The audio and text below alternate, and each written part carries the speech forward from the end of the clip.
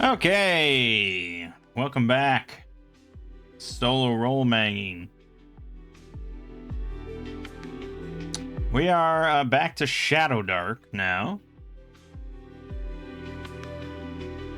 And I don't know how long this will go on for or anything like that, but the main point of this was to look at Sinister Stone of Sakkara, written for Axe, which we attempted it with, and taking a look at it with Shadowdark instead and running it like a Shadowdark experience, just to note the difference in how it flows.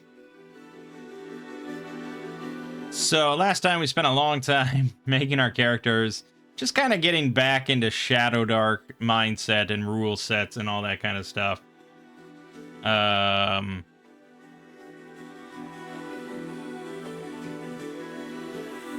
Actually, hold on a second.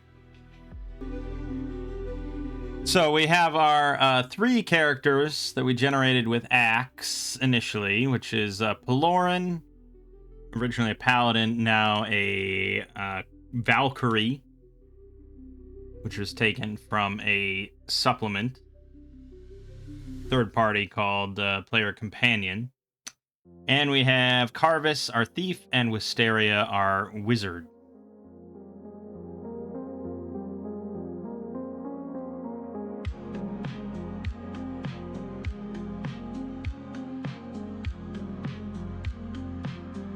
So we could, while we're here, I suppose, we could create a class ability titled Fuck. Titled Favored.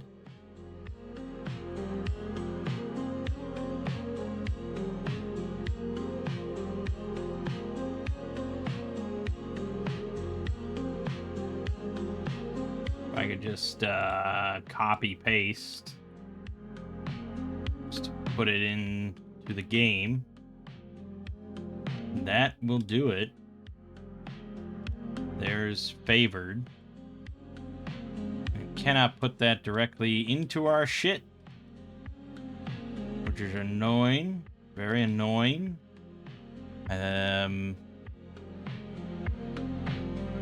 Because I'm not sure how it's meant to work then.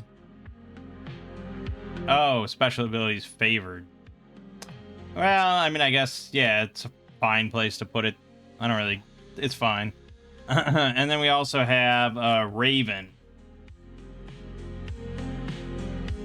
So I'm just going to copy this. And we'll make another item, another class ability called Raven. This isn't... Yeah, I mean, we'll just put text, and that's good enough. Okay. Yeah, just EV reference there. So we're playing with Solo Dark rules where... Well, actually, I don't think we start with luck tokens with Solo Dark. I think it's just...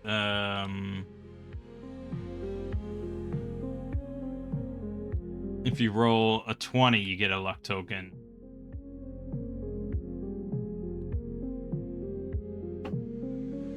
But if we get any luck tokens, one of them definitely wants to go to Pelorin. Because then all he has to do is use it to, like, re-roll and kill something. Which, I mean, he's got the Chorus of Revelation. He's gonna kill shit. And then he'll get a token back. I mean, it's pretty good. And, yeah, you know, I don't think much else needs to be said. I think we're ready to kind of start this adventure. So, as mentioned before, we are arriving at Turos Tem, this fort.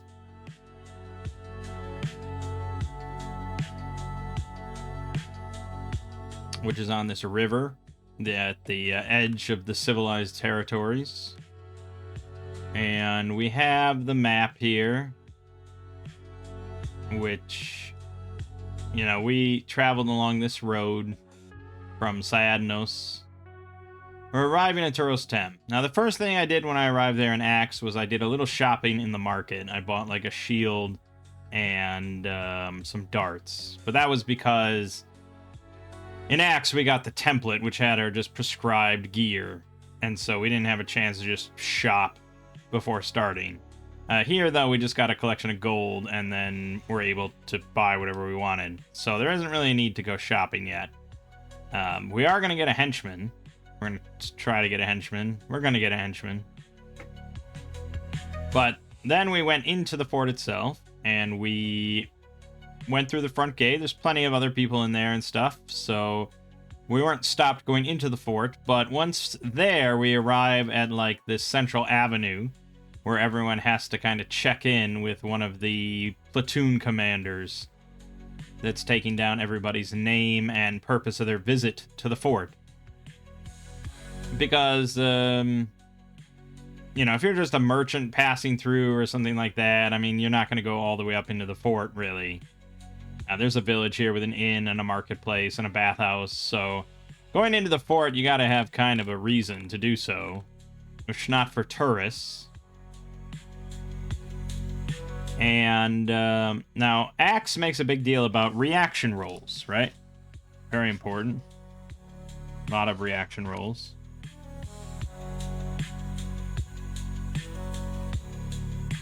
I'm not sure if reaction roll is even mentioned in Shadowdark, which is pretty wild considering how poor of a oh, it is! Here, there's a reaction table.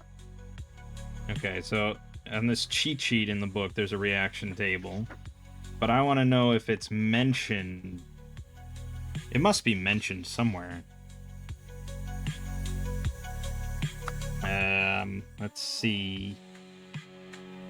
Random encounters probably is the section that it would be under.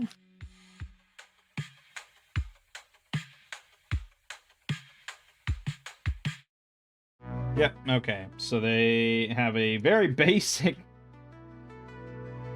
oh, God.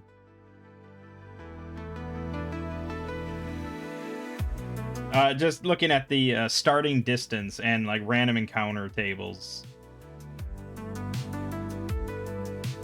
In comparison to Axe, it's just insane level of difference.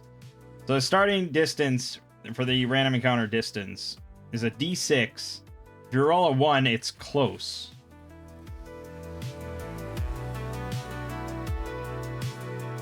If you roll 2 to 4, it's near. And if you roll 5 to 6, it's far. It's, like, reasonable, I think, in a dungeon. But on the overland, I mean, this doesn't make sense at all. You're never going to roll close. But again, in the interest of streamlining and all that, they don't have exact distances ever listed.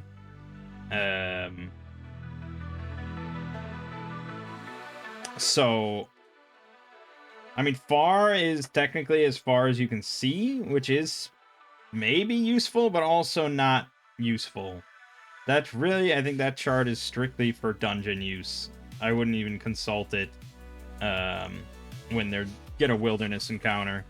What would I consult? Well, as usual, I'd probably just consult Axe, because it's so fucking...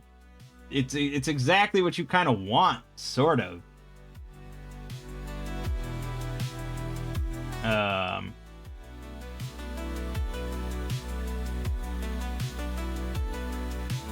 Here is the table for wilderness encounter distance.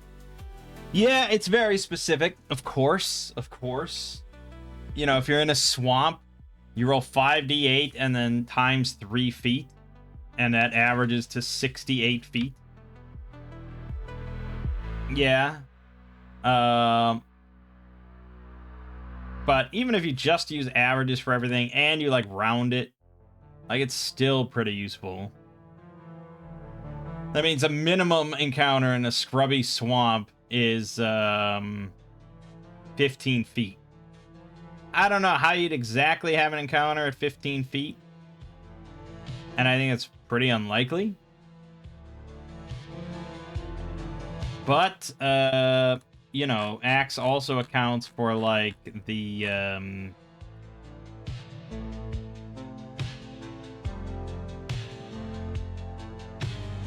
size of the group, which is another thing that old school gaming does that Shadowdark specifically does not do, and that's the number appearing for monsters and creatures. I'm not going to bring it up here, but, you know, for every monster in the Monster Manual and Axe and plenty of other old school games, you'd have a number appearing list. So if you encounter goblins, and it's just a gang of goblins, you'd encounter 2d4 goblins. And so you would never just encounter a balanced group of goblins for your party. You'd encounter 2d4 goblins, or so on and so forth. Shadowdark does not display that information whatsoever. It does not even account for it. That's not to suggest, I don't think, that every encounter is meant to be balanced.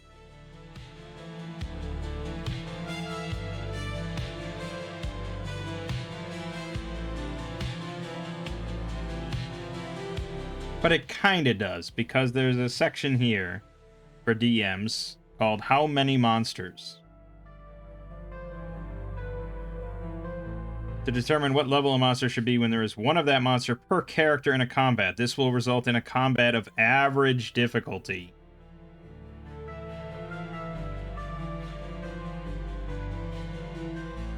You can combine these levels into a different quantity of monsters. For example, a group of 4 4th level adventurers will face a combined 12 levels of monsters per average combat. Note that large groups of monsters, even with lower levels, can be deadly because they take many more actions each round than the characters. Conversely, a solo monster can be too easy even with high level if the characters swarm it. So if the average party level is 1, then the monster level you're looking at per combatant, per character, is 1. Which means that for an average difficulty fight, a balanced fight, you might say, we should be looking at around 3 levels of combatants. Which is a little funny because there are level 0 enemies, which means that you can just have an infinite number of those.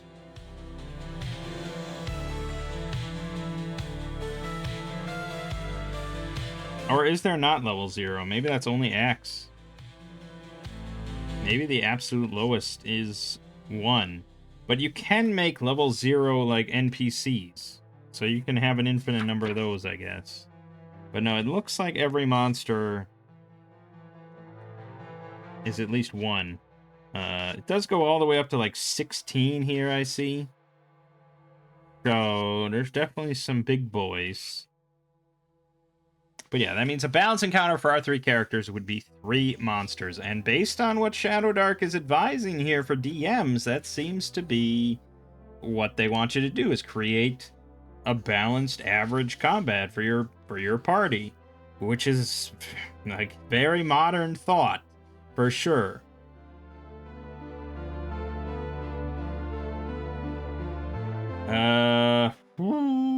What are my thoughts?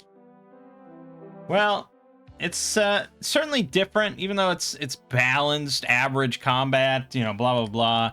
It's still very different than 5th edition D&D or Pathfinder 2nd edition balanced combat, because you're still very fragile. And it is still very possible, even if our party took on 3 goblins, still very possible for one of us to go down or die or something like that. And healing is not free because we don't have a priest.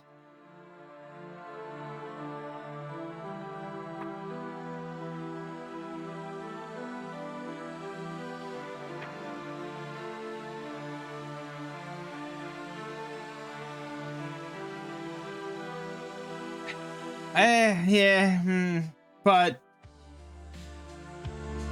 3 goblins is a pretty balanced fight, a pretty, relatively easy fight for my 3 characters, compared to rolling 2d4, which is going to average 5. That's an unbalanced encounter, and could be as much as 8. Not a balanced encounter. When you make a system with balanced encounters in mind, and you have rules in place to ensure a steady level of difficulty as the characters progress, one, it doesn't make the world feel as real. You know, it doesn't make, it makes the world feel more like a game compared to like a simulated universe, because every encounter, more or most encounters the players are going to come up to are miraculously balanced around their number and their level, you know, compared to, look, this is a dangerous world and there are layers of goblins, and goblins stick together, and they don't want to go around in groups of 3 because that would be dumb for them. They go around in groups of 6 or 8, and they like to stick together. That's a realistic world that you're simulating. Now, you do obviously make a sacrifice there, in that for players, that's a much deadlier world that they're entering and playing in. And that is not a kind world with a caring DM making sure to balance everything so that they don't get too overwhelmed. I don't know. It's hard to say, because like I said, you can still die, but it generally means, I think, that if it comes down to combat, it's not just like, oh shit, we better fucking run.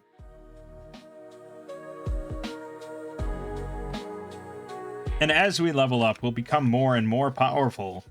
And, you know, once your wizard gets fireball and shit like that, and your fighter has just gobs of hit points and 18 AC and so on and so forth, it becomes a lot harder to kill players. I don't know. It's kind of hard to say. I do love the idea of simulating just a realistic world, and not, like a cosmic indifference towards the player's existence kind of thing. Much like real life. But I was looking over some comments from some people that played D&D back in 1980, you know, and they were saying that, like, this whole OSR mentality is a very kind of modern, like almost hipster kind of thing, and most people didn't play like that back in the day. They weren't in love with the idea of just throwing away their characters because they had 1 HP and they stubbed their toe and they're like, okay, get a new character sheet. Like, the comment that I read was like, they wanted to be Conan, you know, they wanted to be like these great heroic characters from fiction that they, you know, read about and watched movies about and stuff like that. They weren't enamored with the idea of being a scrub lord loser level 1 character that could barely adventure. You know, they wanted to be cutting through enemies left and right.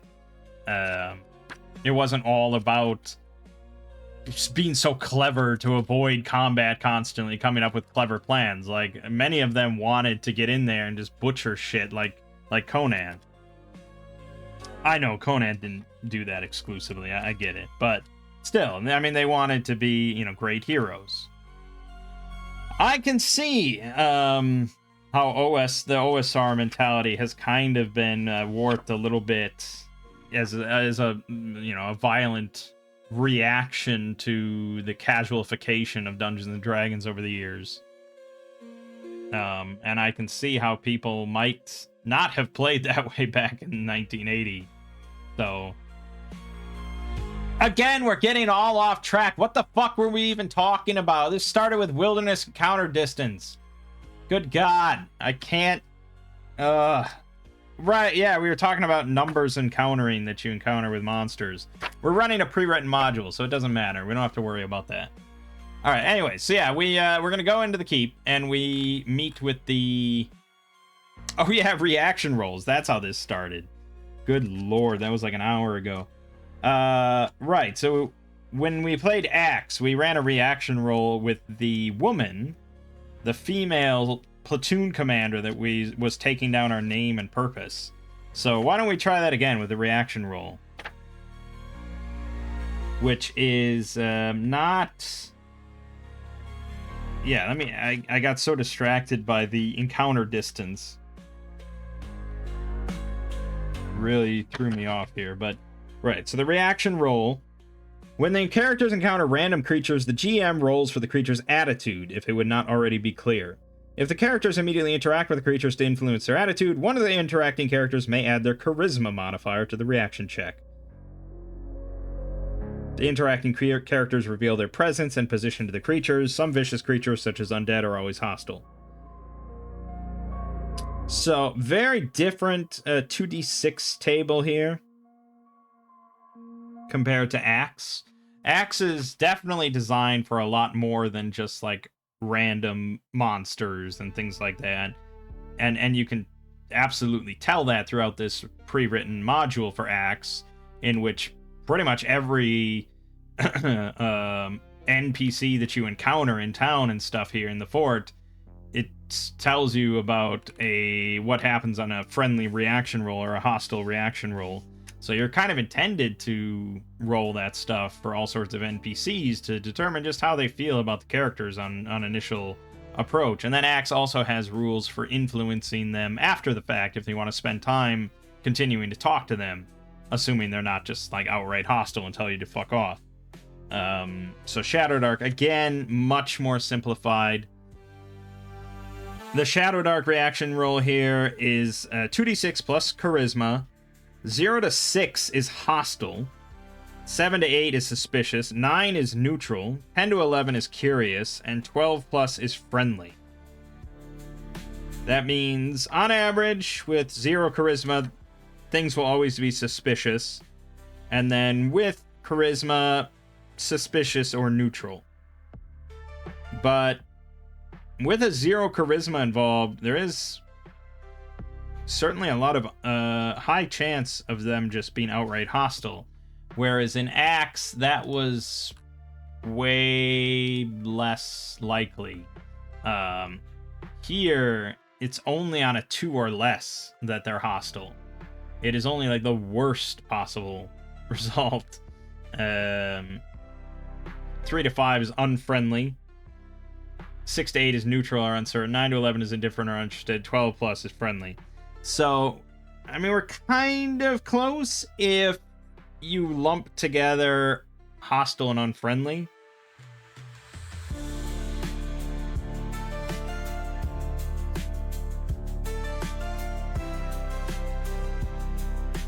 Yeah, I mean, really, I think in general, this table in Shadowdark, again, for random monsters, it's just more likely to lean towards suspicious or hostile, whereas the one in Axe is more likely to be neutral-ish. I mean, yeah, you just go off the average. 7 is the average number. In Axe, it's neutral or uncertain, and in Shadowdark, it's suspicious. Would I want to run Shadowdarks then, or Axe? Again, I'd probably lean towards Axe.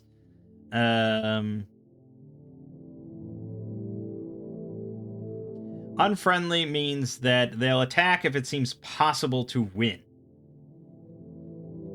Which means...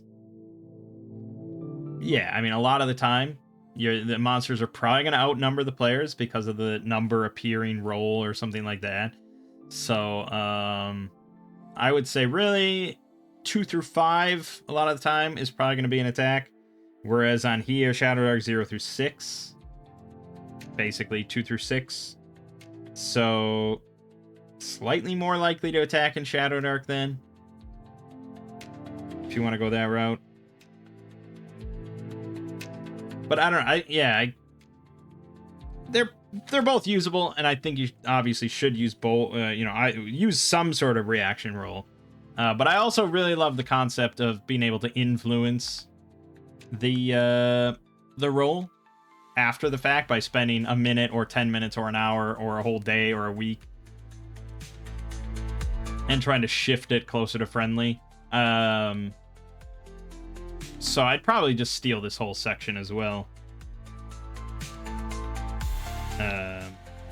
But again, Shadowdark does not advise at all about reaction rolls for NPCs that you encounter in town or anything like that, but I think you can and should use it for that purpose.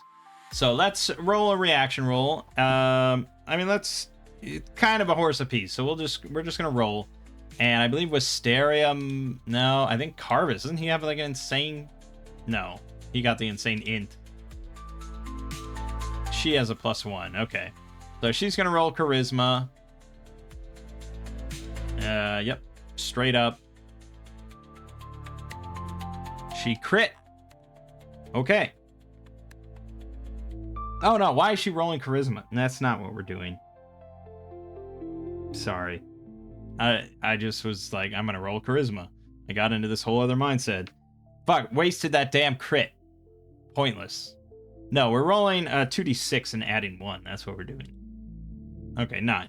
So on this reaction roll, that would be neutral. In axe, it would be indifferent. Either way, it's basically the same. I think neutral is essentially a synonym for indifferent. Shadowdark 10 to 11 is curious, which I think is probably more. Yeah, that's, you know, curious is higher than indifferent.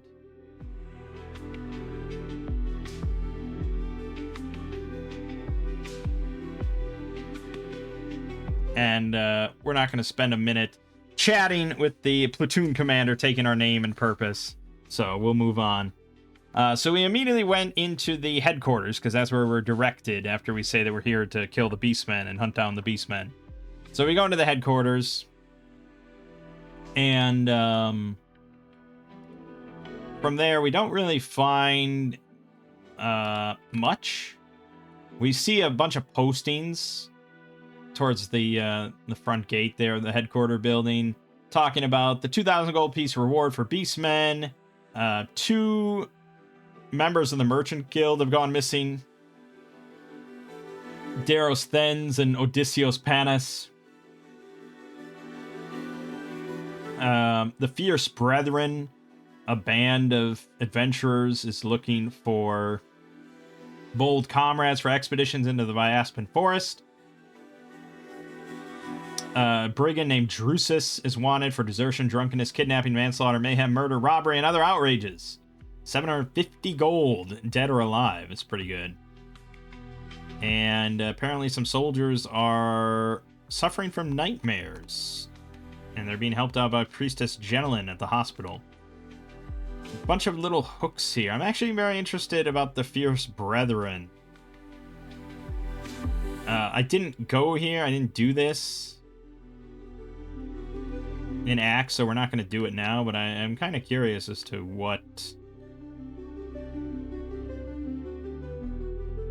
who's up with that.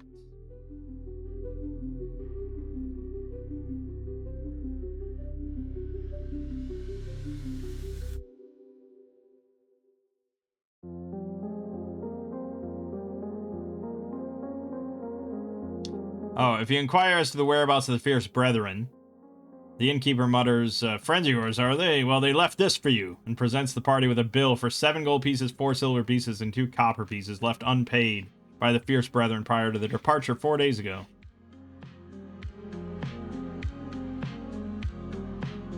Okay, they're currently prisoners in the buried temple. Alright. Interesting.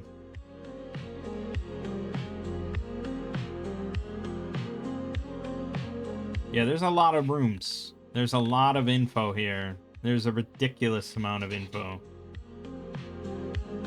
And there's definitely some, like, politicking involved here if you really want to get into it with, like, the legate's wife and stuff. But, yeah, running solo here, I'm not going to get involved with any of that. So then we went to the legate's office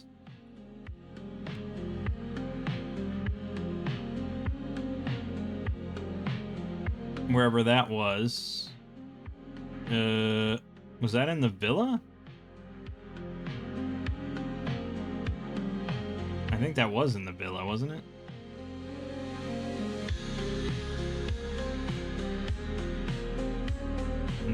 No, maybe it wasn't in the villa. It was, yeah, the waiting room. Yeah. Okay, yeah. So we went to the villa and we went into the waiting room and we're waiting around. There's a bunch of petitioners in there.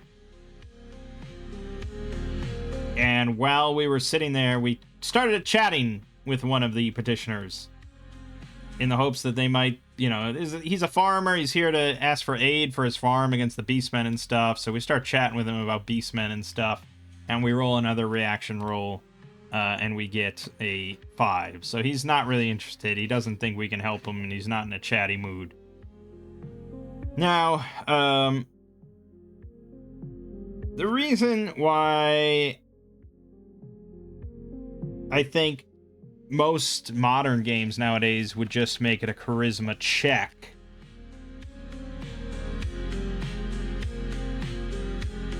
is to put more of the impetus and sort of liability on the player and put it in the player's hands. If they succeed on the charisma check, then they get what they want. If they fail on the charisma check, then the guy is sullen or whatever, and it's because they failed a roll. But with the reaction roll, it's out of their hands.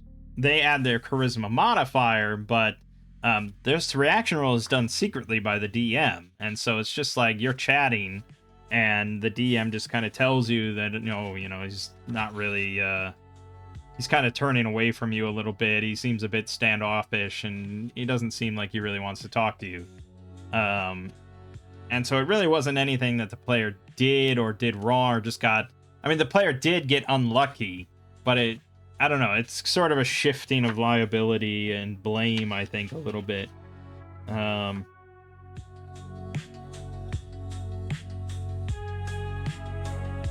don't know, it depends on how the DM, interprets it and how they go about it. This guy's just not having a good day. He's not happy to be here. He's just not in a good mood. And it's not like the character talking to them necessarily pissed them off. It's just they came in pissed off. They started the day pissed off. And I feel like a reaction roll can represent that more than just a player failing their charisma check or succeeding on the charisma check. I don't know. I like reaction rolls. I think they're pretty good. And I also didn't do too well in Axe when I tried to butter this guy up, so. Although, if we follow the Shadowdark reaction check here, he's actually hostile to us compared to just unfriendly from Axe. So again, I'd probably go with unfriendly here rather than just hostile. It wasn't that bad of a roll, all things considered. Okay, so then eventually we get to meet with the legate, and we explain that we're here, to solve his Beastman problem. And we roll his reaction roll, also a 5, which is very much what we got in Axe, where he just tells us to piss off and get to it, or, don't come back empty-handed sort of thing. And so that was it. This has all been very much in line with what we did in Axe. We didn't really learn or accomplish shit at Turos Tem. So then we left the keep because we didn't really want to muck about and we wanted to get to going. And we went into the little village there.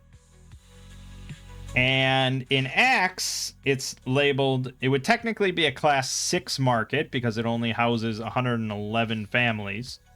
But due to being a little bit of a trading hub in this area, it is a class 5 market, and that determines the availability of henchmen and things like that. But we're not going to follow Axe rules for henchmen and hireling. We're going to be following this one, Letters from the Dark, Borderlands. These are third-party supplements, but they're as close to first-party, I think, as you get. Like, everyone kind of.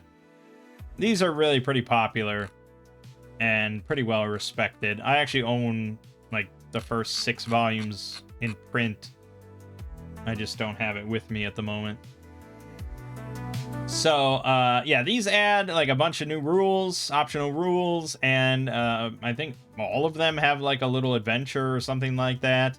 This one obviously is based on like a keep on the Borderlands scenario and like West Marches kind of gameplay.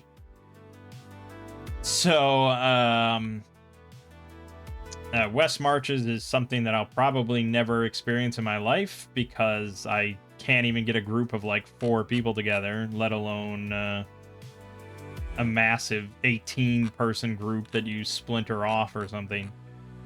But yeah, the West Marches style is usually like Axe intends for their campaigns, like a hex crawl. You have a home base. You populate it all around with various points of interest, many dungeons and lairs and things like that. And it's very open and free form.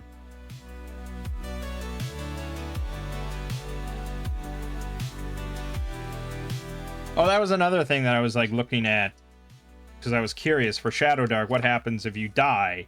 Do you start a new level 1 character or not? Because that's the standard old school rule, but this is kind of a modernized system. No, you start at level 1. You definitely do. So very old school. I mean, shockingly old school between the 3d6 down the line and starting at level 1. Almost surprising that she didn't want to alter that at all. Either of those two things. So again, I would steal from Axe because that's what I do nowadays. I just take many pieces of Axe one at a time. But yeah, I would go with the reserve fund rule and the heroic funeral rule that allows you to invest money and just spend it on nothing in order to put it into a reserve fund of XP for another character in the future.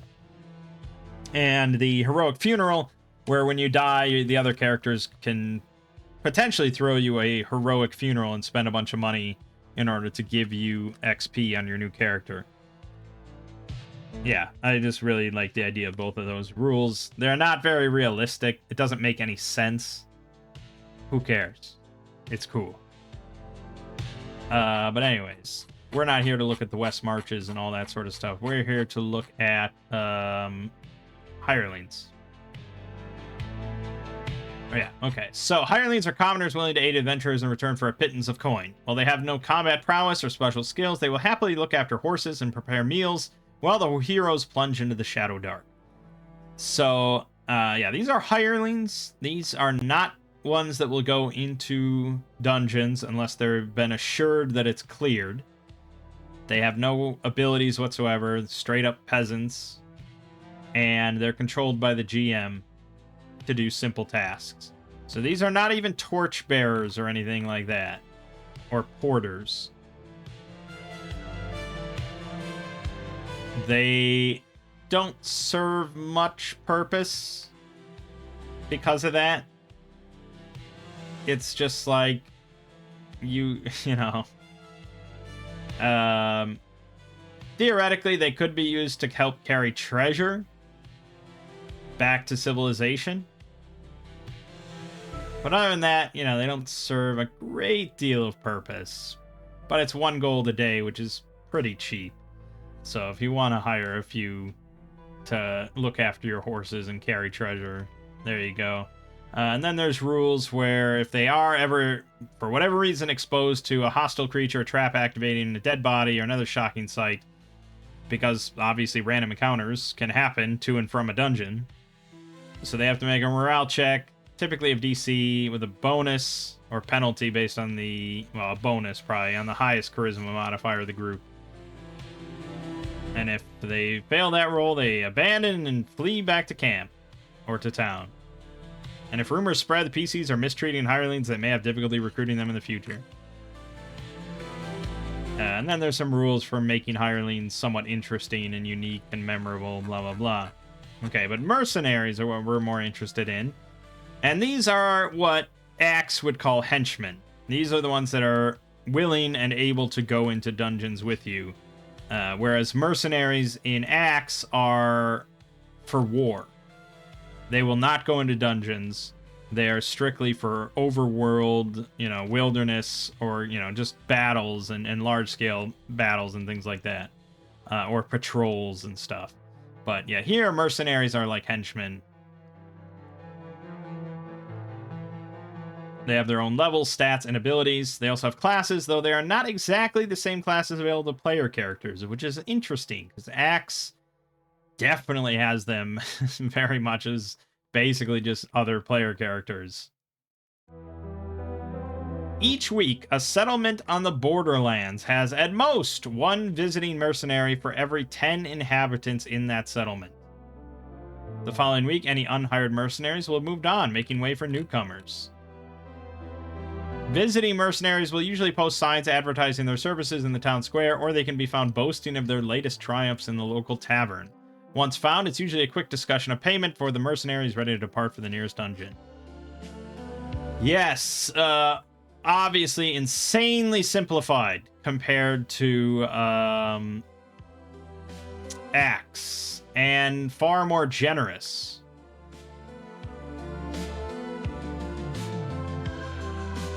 At most, one visiting mercenary for every 10 inhabitants in the settlement, which I feel means like there's just gobs of mercenaries. Does it say how many? I don't think it says how many inhabitants are in the village outside the fort. It just goes into how many families are. Oh, I think urban families is that. So, I don't know how many is each family expected to have? What does that average out to population? Oh, I'm sure there's rules for that somewhere, and we could really go on a tangent here to figure it out.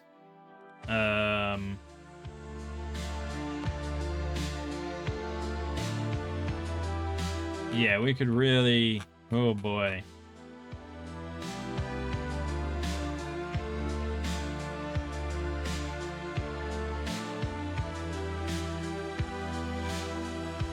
Each peasant family is assumed to have an average of 5 peasants. Okay, that's higher than I thought. All right, so 5. That means that this settlement here of 111 families has 555 people, which means if we follow... yeah, obviously not written with this much specificity in mind, but it has at most, 55 mercenaries? Every week? At most. It could be it could be 0. It's just no more than 55. Again, it's very vague. And obviously the point of that is the upper limit. But really, I mean, when is that? How often is that really going to happen? And that number seems so low, of like every 10 inhabitants. I would think maybe every 100 inhabitants. Because if you have a village with less than 100 people, what sort of mercenary is even visiting that? That is a podunk, right? So maybe every 100 I could see possibly being, in which case we'd have 5 mercenaries at most in this village, which is pretty much... It's more in line with Axe rules, which Axe rules for a class 5 market for henchmen, 0 level would be 1d6, and then a 65% chance of level 1. So a little bit closer, depending on how you want to adjudicate that. And then the actual hiring of mercenaries. All it says is that they'll usually post signs advertising their services in the town square or found boasting of their latest triumphs in the local tavern. This is the complete opposite of Axe rules. Here it's that the mercenaries are looking for work and advertising that, hey, I'm for hire, blah, blah, blah. Whereas Axe is much more like, you have to fucking spend a week hunting down one, handing out flyers and posting notices and carousing in pubs, and it costs you money just to look for henchmen and hirelings and stuff.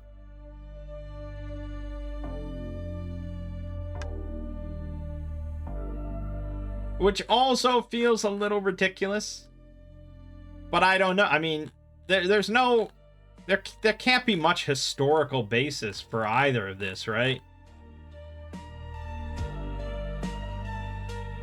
Of mercenary, like individual mercenaries looking for work and going into dangerous locations. I mean, there's no historical basis for this, so who knows? Realistically, in a setting such as this, do we think that the mercenaries would advertise that they're looking for work, or do you think they'd have to begrudgingly be found and convinced to go to work for someone? Obviously, I think it would depend on the individual, but I would think that a good number of them are actively trying to find, you know, a group to sign up with. This is their life. They're experienced adventurers capable of combat and dungeon crawling. This is what they're interested and willing to do. I would imagine they'd advertise themselves.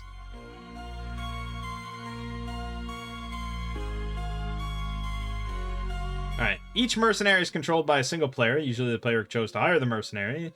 You can control no more than one mercenary at a time. Ooh. Not even up to your charisma modifier or anything, just one at a time.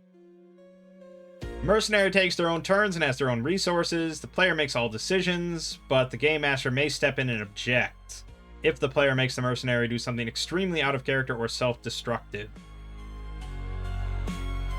Game master also takes control if they decide to betray the party.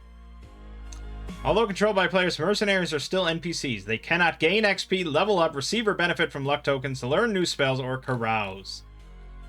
Well, we have a lot that's different here, for sure, again.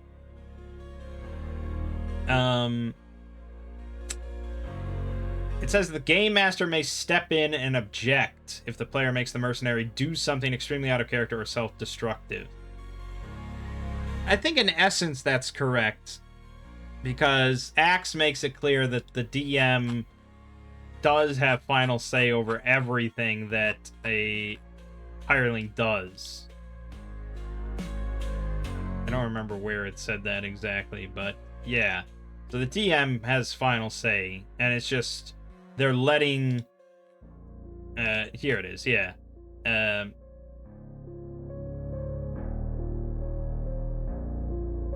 The henchman is an independent individual, and the player character has limited ability to order them around. In some circumstances, another player should be given control of henchmen, or the judge should control them. Yeah, so it's not... You definitely don't have control of the henchman. It's not your character.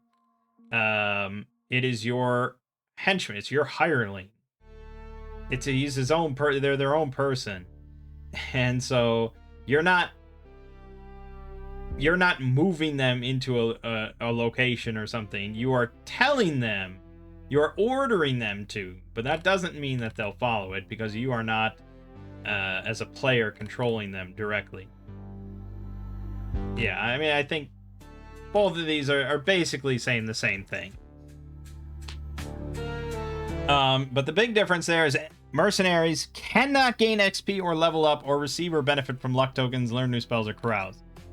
Certainly a much simpler system than Axe, where they get like half share of treasure and they can level up, and they're basically player characters.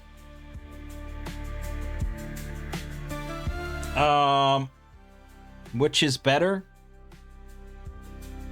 Again, I'd probably say Axe, just for like the reason of, if I hire a mercenary and they go through a whole dungeon with us and everything,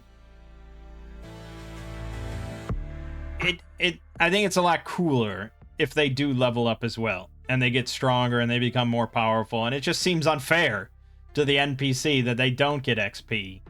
I mean, yeah, they get treasure and blah blah blah, but I don't know, it seems lame, and I think as a player it's cool to have a henchman level up with me. But, you know, to each their own. Paying mercenaries. Their mercenaries are skilled adventurers, but they also tend to be shrewd business people. Upfront payment. Ah. Big departure from Axe. And honestly, I think a very realistic change there. Why would they not want upfront money? Whether or not they should get it is another argument entirely, but yeah, it's very funny to think in Axe that you can just have a bunch of scrub lords come into town and just say, hey, yeah, come with us. We're going to loot out this awesome dungeon. It's going to be great. We're going to get so much treasure. You can have a whole half share. Not a full share, though. You're not as cool as us. Just a half share. And, hey, all of you, just come with us. All of you can have half shares. Look, there's 10 of you. Come on. All you get half shares. We know there's only 3 of us. But we get full shares, and you guys all get half shares. And hopefully you survive. Otherwise, you get nothing. And you don't get any money up front, because we have no money. We are completely broke. So, come on. And then all the mercenaries die, and the players get full shares of money and didn't have to pay them jack shit. Yeah. It's kind of ridiculous. So here, you have to pay up front based on the level of the mercenary, I guess. And then you also have to increase their share by their level, which is wild. If we're all level 5 and we hire a level 5 mercenary, he suddenly gets 3 times the share? Fuck that. Fuck that, dude. That's insane. What sort of logical argument is that guy making? I mean, yeah, he doesn't get any XP or something, but this is bonkers. Just as half share is kind of ridiculous, 3 times share is absolutely ridiculous. Would you always just do 1 time share in that case? I don't know. I don't think most people play like that, even though it is, like, realistic.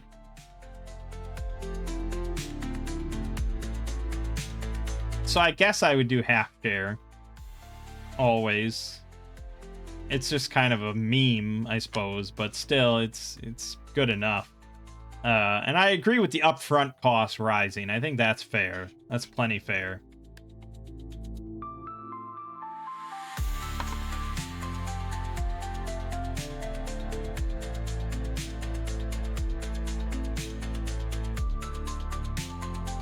Okay, so mercenaries prefer to be paid in liquid assets like coins and gems, which have well-defined monetary value, rather than in magic items or pieces of art. Nevertheless, they will expect the value of such items to be included when calculating the overall treasure total. Allow the players to estimate the magic item's value. Typically 1 to 500 gold for weak items, 5 to 1,000 gold for powerful ones. Mercenaries might become angry or hostile if they feel they're being taken advantage of.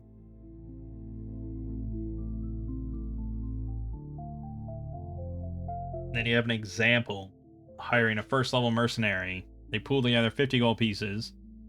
They recover 300 gold pieces of coin, 130 gold pieces, 130 of gems, and a +1 short sword. They all agree that the short sword is worth about 200 gold pieces. That means the total value of their haul is 630. Zeka counts as a half party member, so in the end, she receives half of the 4.5 shares of loot. So her final payment must be 70 gold pieces. I think that's all relatively logical, except for the, well, I guess the estimate, right? And it says that Zeka also agrees on about 200. So basically, you need the DM's approval on your estimate as well. You can't say, well, this thing's worth about 10. But if we do gold as XP, really, you should know the exact value of treasure, right? Which is an interesting concept I didn't think about just now. That when you go back to civilization, you just know exactly how much treasure value you pulled out of there.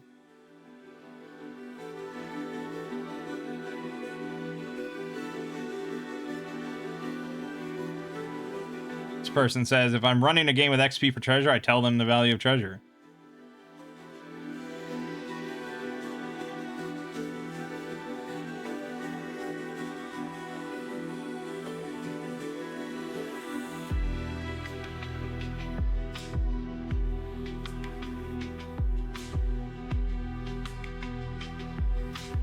Obfuscating this information never really struck me as adding anything particularly interesting. Not doing so is almost necessary to manage the game, as I do XP for gold, gaining XP when treasure is recovered. What they can actually sell treasure for is a different story, and entirely contextual on the item and who they are trying to bargain with, but that doesn't impact their XP gain.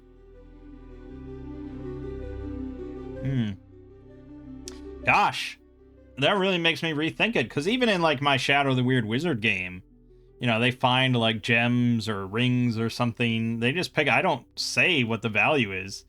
The module, if I'm running off a module, it'll say, and I'll write it down so that I know when they try to sell it what its like overall value is. But I guess, yeah, it makes sense. Like, you're basically giving them like the perfect value. Like, assuming you could sell this to the perfect person and they would agree for the perfect price, the blue book value of this thing, this is the amount that you would get. And I think if we all understand that they're not going to get that number 99% of the time, then fine. But at least then I don't have to keep track of it. They can keep track of it, and we all are just like, okay, what the fuck is this thing worth that you picked up in a dungeon 3 sessions ago? Yeah, okay. So, in our case, doing gold as XP, treasure as XP, we don't have to do any estimates or anything like that. We know exactly how much they're getting. Loyalty checks. Promise of gold is not always enough to keep a mercenary going. Whenever a mercenary drops below 1/4 of their max HP, whenever they recover from dying, whenever they exit a dungeon, mercenary makes a loyalty check. D20 roll modified by both the mercenary's loyalty modifier and the hiring character's charisma modifier. Might make the check with advantage or disadvantage depending on how the party treated them up to that point. Well, it's fairly generous, I guess. A 12 or higher is push forward.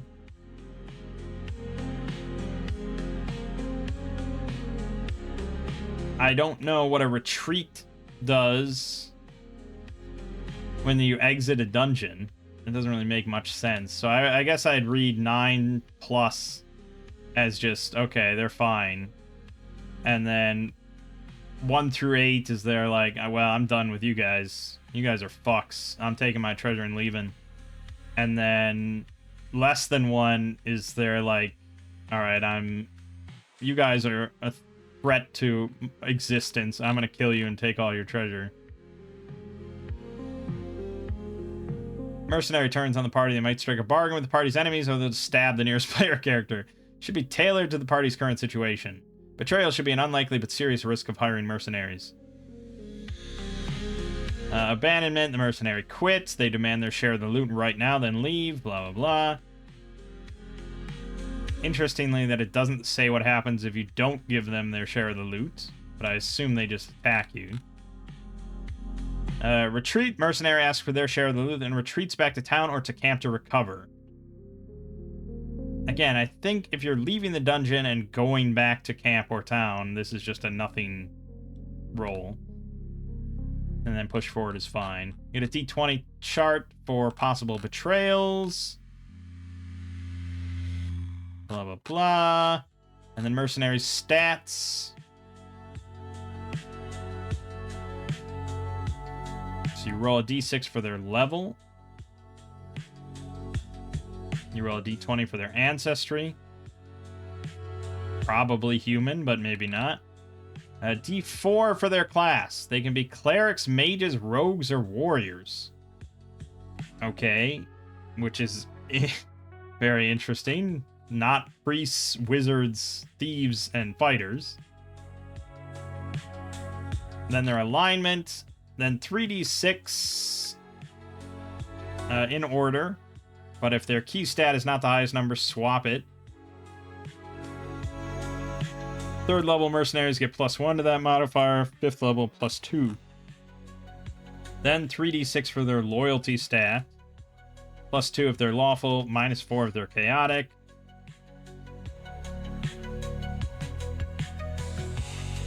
Uh, 1d4 plus strength mod to determine how many slots they have. So this is just for extra gear and loot.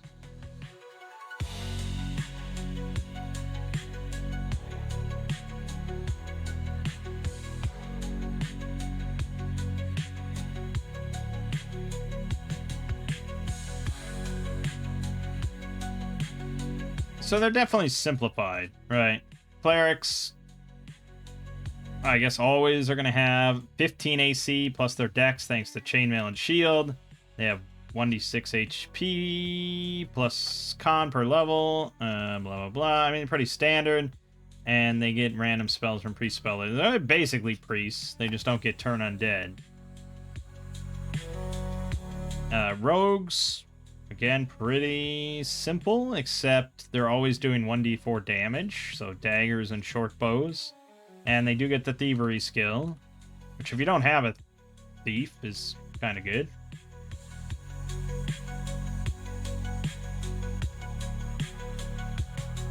Mages, pretty standard, random spells from the wizard list.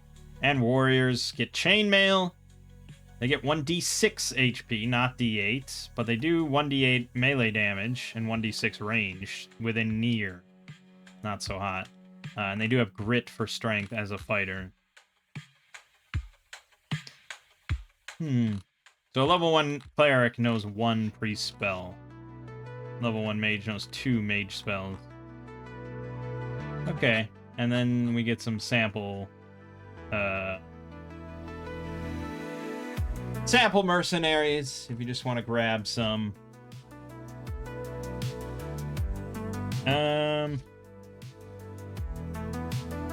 Yeah.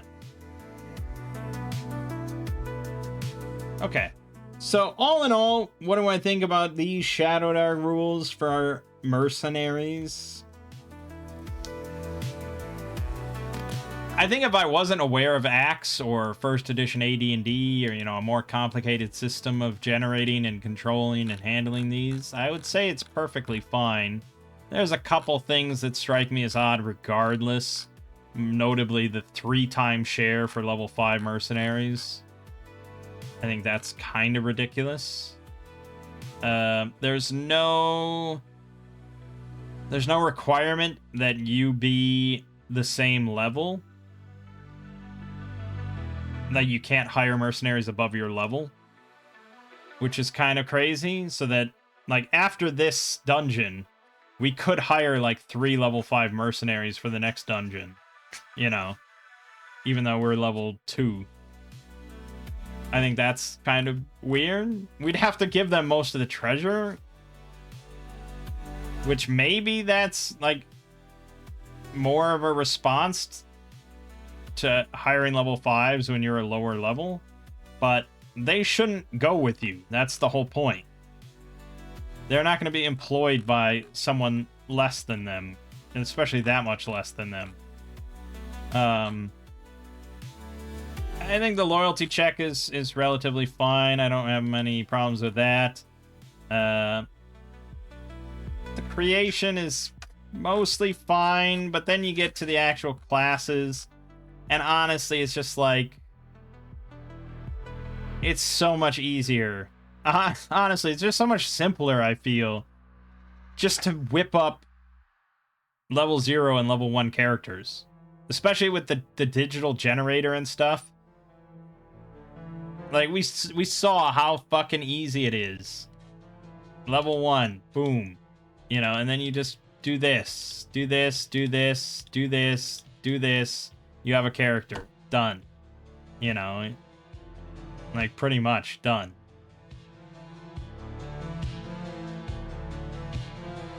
And, you know, I would just do that.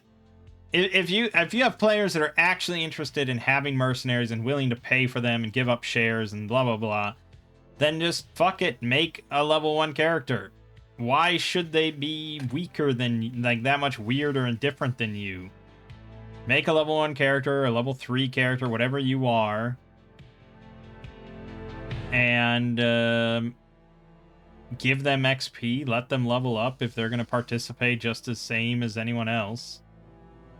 The reason why Shadowdark doesn't have hirelings in the default rules is because it does have a greater emphasis on the player characters than older games did. The assumption in the older games was that you needed to have like a small platoon in order to survive these dungeons, unless you were really clever or something like that.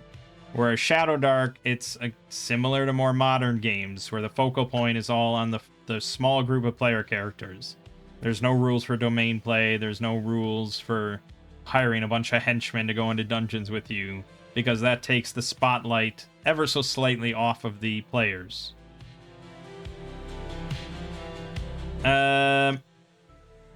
I get it. And frankly, most of the time, I don't really care to hire a henchman or worry about any of this. And really, the only reason that we're doing this is because I did it for Axe, where it is kind of expected to do it. So, yeah, I do want to run this just mostly as this is written, but not quite.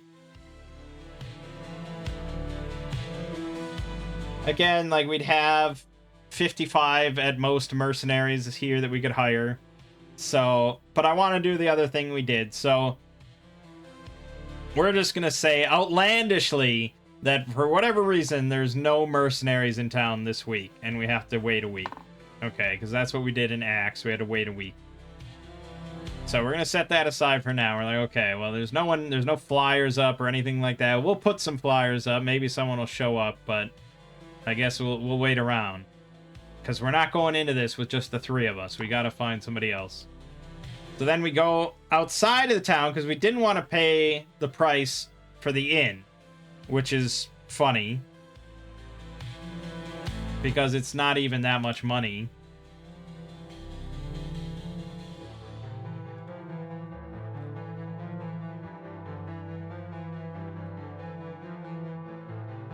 It's 5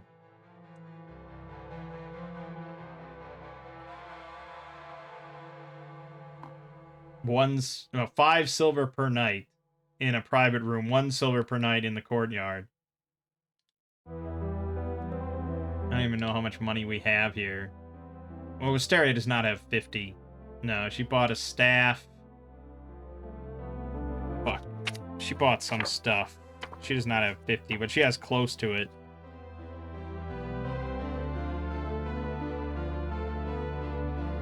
The staff was 5 silver. The backpack is 2 gold, so 2.5. Flint and steel is 5 silver, so she's at 3, and the rations is 3.5 is what she spent. Oops. So yeah, it would be very, very cheap for us to stay a week. I mean, if we each got a private room, that's 15 silver a night. 1.5 gold times 7 nights. You know, that's not nothing. That's what, like 10.5 gold? I'd rather not spend that. You could just sleep in the courtyard. Anytime there's an option like that, though, where it's like you can get a private night for like 5 times the cost, or you can sleep in the common room or the courtyard or something like that, I always feel the need, if the players choose the cheap option, to have some sort of consequence. Like some sort of random encounter or some sort of penalty that's like, oh, well, there's a reason people like private rooms. And I feel like it's not really represented much in a tabletop RPG where you just zip by a week of time. But I don't know. I mean, I imagine it's a lot easier to get pickpocketed and stuff in the common room, in the courtyard and stuff like that. But anyways, we're not staying here. We're going outside. We're going by the river, and we're just kind of camping and hanging out. Now, rations. We have 3 rations, right? And that counts for 1 day of food and water supply. Water is plentiful here. We're right by the river, even though I did see that, like, yeah, all the latrines and stuff just dump out into the river. So I hope we're upriver. Hopefully. But there's other forts along the river, so no matter what, we're drinking poo water. But whatever, water's fine. Food, we could just go to the inn every day and buy meals.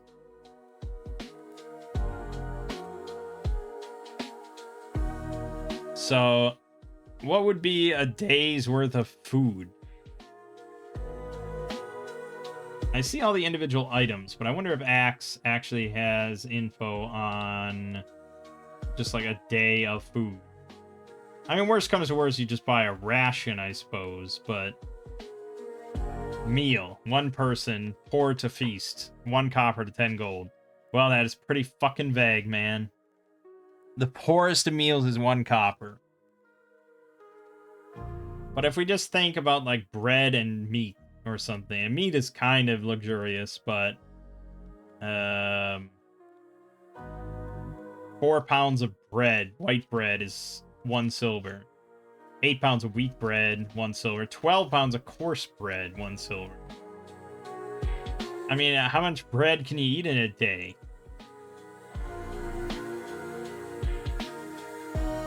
And then a pound of chicken is 2 copper. A pound!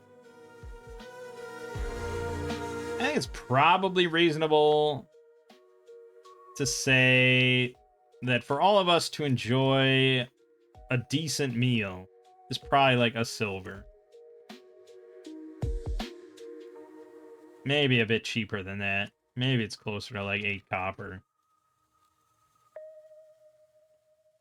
Yeah, maybe it's closer to 8 copper. Hard to say though. There's like no pricing here for like vegetables or anything like that. I guess you have... No, you really don't have any vegetables. Shockingly. I don't know. Let's just make it somewhat easy on ourselves and say 5 copper, okay? 5 copper for, like, not a great meal, but a survivable meal here. And so that's 5 copper each. Oh, no, that can't be right. No, I said a silver for all of us. No, I suppose that's more correct. Because that's like 3 copper or so per meal. The silver is a little cheap, but fine. A silver per meal, so that's 3 silver per day for us to eat. Unless we want to go hunting, foraging, fishing, or something like that. And then we have to go into the whole poaching argument again. And Pelorin will not partake of that, so he's going to have to spend money anyways. So blah, blah, blah. But no, that's... I mean, again, this is kind of the point. I'm trying to recreate what I did. So, let's say we're playing Shadowdark, I'm running Shadowdark, and my players are in this situation, and they want us... They tell me, we're not paying for meals. We want to just, like, fish here on the river, and maybe hunt or something. So, how do we adjudicate that in Shadowdark using Shadowdark rules? Honestly, I would kind of just say, fine. You know, like, I wouldn't really do it. I wouldn't make a roll or anything, because you're in kind of a plentiful, bountiful area for the most part. This is like really tame, temperate grassland, farmland area. The only thing that gives me pause in making that statement is the idea of the poaching aspect and the random encounters. So I probably wouldn't make a roll of it. And if I did make a roll, I don't know if I'd make it a skill-based roll. It'd probably just be like a luck sort of roll. Honestly, I kind of agree with the way Axe did it. I know that's sort of a running theme here, but... you know, Axe just had a very basic proficiency throw that had some modifiers, and if you were an explorer class, or something like, or you had a proficiency, that made it a lot easier. So I would definitely account for anyone's background, if they had a background applicable here, but I don't think we do. We have Fey Touched. That's not really going to apply. We have the Jeweler and the Healer, so none of that's really going to apply here. So yeah, I guess honestly I'd make it pretty much just luck-based and pretty slim odds of finding something, because we're not really talented at it or anything like that. And this is where players always say, like, well, I grew up hunting my whole life. I spent every day hunting. I know all about hunting. I should be able to do this no problem. It's like, maybe, but you're not in the woods unless you want to go to the woods, and you can fish along the river, but it is relatively overfished, you know. So I don't think it's. I would either say it's I know I'm sort of contradicting myself now that it's like a bountiful land where it's not that difficult to do it, and now I'm going in the other direction where it's like, well, it's kind of, you know, hard to do. You're in the grasslands, it's overfished, blah blah blah, slim odds. I think it's really just a matter of how much you as a DM care. How important is this to you? I would say either way, you probably should do like a random encounter kind of check, just because it is kind of interesting. But again, that's also optional. If you just want to get to the dungeon and your players just... Well, I don't know. If your players just want to get to the dungeon, they're wasting an awful lot of time. Trying to hire a henchman and fishing along the river and staying here for a week. So, I don't know. I think if the players really wanted to get to the dungeon, they would already have done so. So I don't think they would be that bummed out by some interesting random encounter, provided it's interesting. So I think either way, you want to do a random encounter check each time they hunt and it's stuff. It's just, do you want to have a chance to fail on the hunting and foraging and fishing? And that goes into how kind of important keeping track of like rations and food and things like that are. I mean, I have definitely done it DMing where I just hand wave rations and food and all that and spending money on it completely because I don't think my players were that interested in it and I didn't want to be bothered keeping track of all this. So you can just hand wave all that sort of stuff because it's not interesting to the table. But I think if you are the type that's going to be tracking rations, then you probably want to do a roll to see if they successfully hunt and fish. And in the spirit of running it somewhat like Axe, I guess we will do that. I'm not going to do a D20 17 plus. I'll do it a little differently. We'll do a D6 and just succeeding on a 6. Which is about... No, it's not quite the same odds, actually, is it?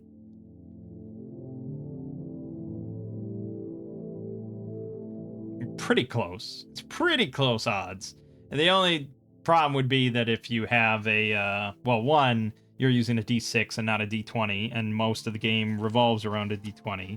So that's already a little weird for Shadowdark. But then also if you have backgrounds and things like that.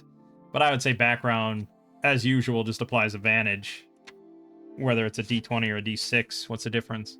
So, yeah, we'll just roll a D6 for 2 of them. Because, again, Pelorin does not poach. So he is willing to, actually, does he even have money? What is he going to do? He has no money whatsoever. We spent every last penny of his money? That can't be correct. There's no way that's correct. He rolled 45, right? There's no way I spent all that. He should definitely have money left over. Fuck. Am I really gonna add all this up just to tell where I went wrong? Fuck. It was 10. Fuck. Why didn't I write down how much money he had? Okay, it shouldn't be that long. The mace was 5. Leather armor 10, shield 10, so that's 25. The 2 javelins, that's a gold, so that's 26. And then the crawling kit is 7, so that's 33. That's correct. And he started with 45. I remember that. So he should have 12 gold left over. Yeah, he'll buy all his meals. That's fine. I don't know why that never got saved or put in or anything. So yeah, he is not partaking in their poaching, and it's only because they are his friends that he's not reporting them to the legate. Yeah, everyone loves the paladin. So, let me just deduct his money then. His will be, he'll spend a little bit more for some nicer meals for himself. So for the whole day, it'll be 1.5 silver for him. Which means that over the course of 7 days, that's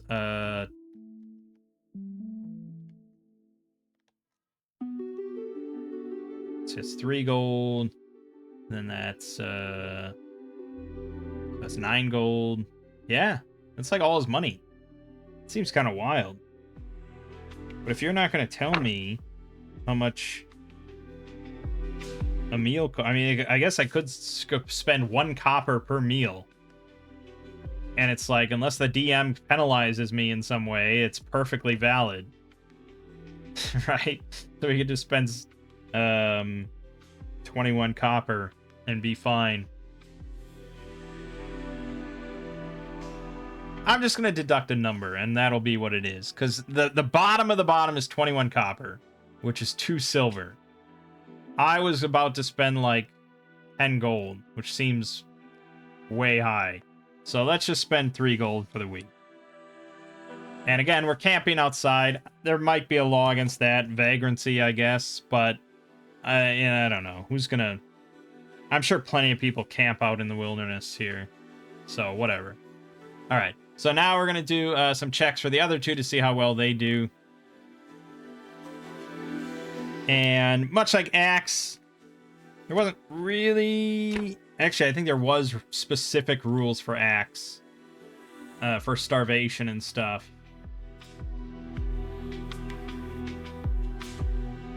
A successful hunt or forage, I think, got you 1 stone. No, 1 stone, yeah, 1 stone worth of food. And then if we go to starvation, oh,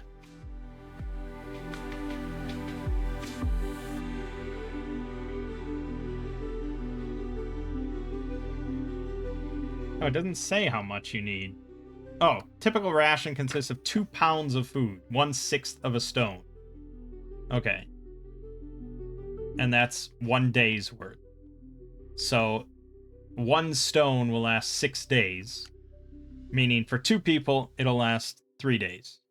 Okay, so yeah, I did it actually correctly. I didn't even look that up when I ran Axe. But yeah, so if any of them succeed on a hunt, it'll last them 3 days. Alright, so again, on a 6th, harvest, fail, Wisteria, success! First day, she catches some fish. And they eat just fine for 3 days. I guess they may as well continue, because we're not keeping track of strenuous activities or anything like that. So the second day, they still have fish, and they're fine, but they'll go again. Oh, also random encounters. Okay, this is fine, because there should be some rule somewhere for overland travel and random encounters. So we're gonna find this.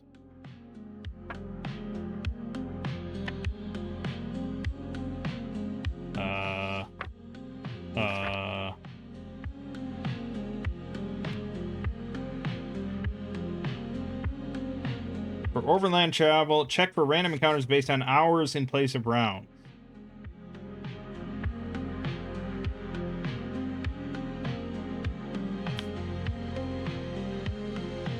Based on hour... Oh. Okay, and they only do it in unsafe, risky, and deadly territory.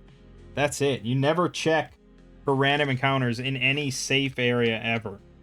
That's missing a big potential of fun gameplay, I think.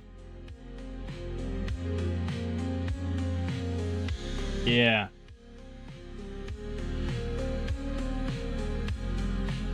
Shame.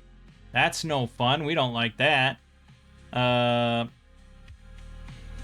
So then you'd have to go to the judge's journal for Axe to look at the random encounter tables for being in the wilderness.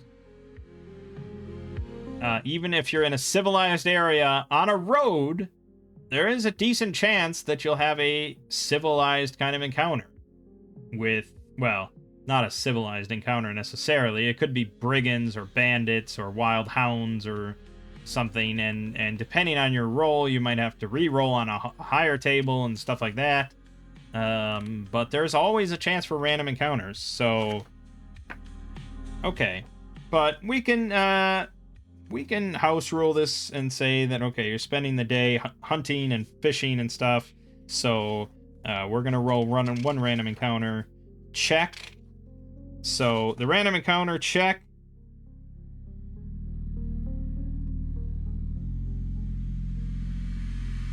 is a d6, and it occurs on a 1, which is definitely different than Axe, where it's like more like a 50% chance. But fine, we'll do this. So for Carvis's day here, nothing. For Wisteria's day, nothing. Okay, second day now. Carvis hunting, he gets a success. He kills something. Again, I don't know what animal gives 10 pounds of meat, but don't worry about it. And Wisteria does nothing. She gets nothing. Carvis's encounter, he does. Okay, Carvis has a random encounter. Now, Shadowdark does have D100 lists for possible encounters in like every type of terrain. Gives quite a bit of book presence here. The problem is that it doesn't organize it the same way. And so there's no like civilized road kind of encounters. So the best thing that I could go for, I guess, is the grasslands, because that's technically where Carvis is hunting. But I think overall it's still going to be like a little too hostile generally.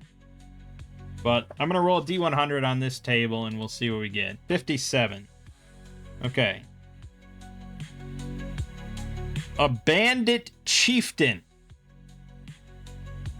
Double your level and damage.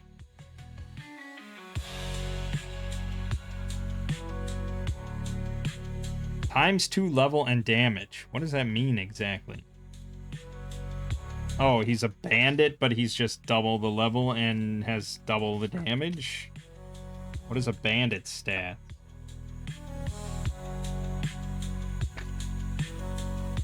Let's see. 4 health. 13 AC. And he does 1d4 with his club or short bow. Obviously pretty simple. But now if I double his level and damage, does his health change? Yes, his health absolutely changes because that's based on level. So he'd basically have double the health. He'd have 8 HP, 13 AC, 2d4 damage, 2d4 short bow.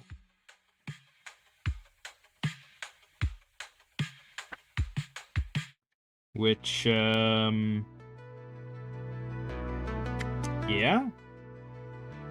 I guess. So he shows up and demands a duel. All right, I mean, let's run it. All right, let's do it. So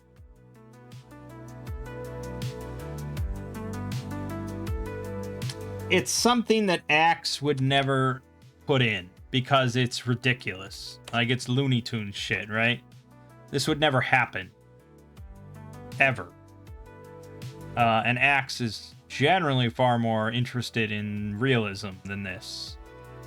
Why is our bandit chieftain just wandering around near the military fort, picking duels with random people?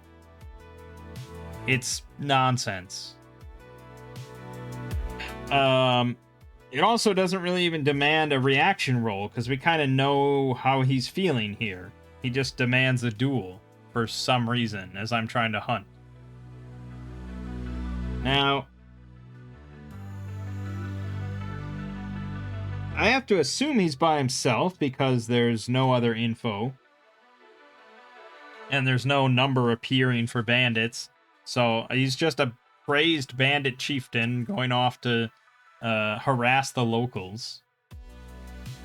So if we wanted Carvis to actually go ahead with this duel, assuming it's a melee duel, which I don't see why it wouldn't be. that is what a duel is.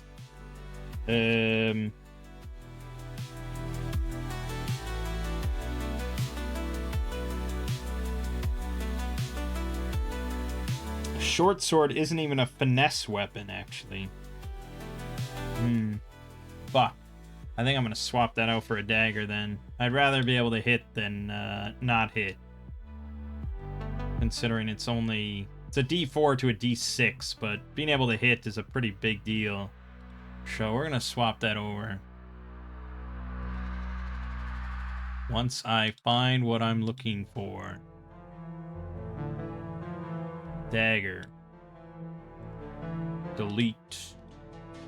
Equipped. Alright, so now I got +3, 1d4 damage. So I would need a 10 or higher to hit him, and then I would have to roll max damage twice.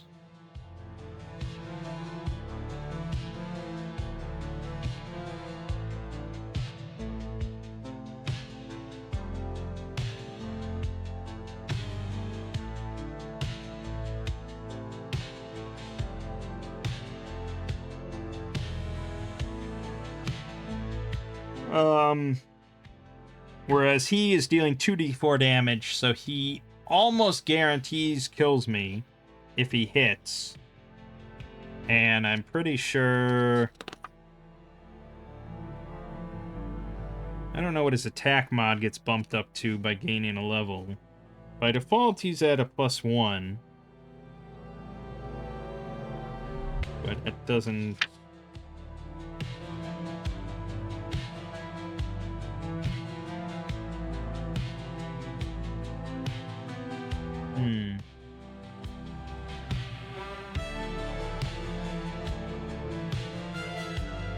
Its total attack bonus should rarely exceed its level. It says compare with measuring stick monsters such as elephants when choosing a new monster's stat modifiers. A measuring stick monster? You can't just throw out a term like that and expect someone to know what the fuck you mean with only one example. What is a measuring stick monster? What? But yeah, I think he would have a +2. I think it's fine. So, yeah. He'd have +2, which means he'd hit me on a 12 or higher, which is slightly less likely, but if he hits, I'm dead. I think realistically, I just run away, right? Why wouldn't I just run? He does have a short bow, I suppose, so he could shoot me as I run. Which, yeah, he could shoot me as I run. There's no range listed other than just far, which is as far as you can see. And this is why having only 3 range bands in your system is a little loose. You have close, near, and far. I think that's a little too loose. But yes, he would basically just fire his short bow with either a +0 or a +1 on the roll. And then if he hits me, I'm also basically dead. But I mean, what else are you gonna do? You're not gonna do the duel, and I have no real abilities or anything like that, so... yeah, I think you just kind of run. How many shots does he get? I don't know.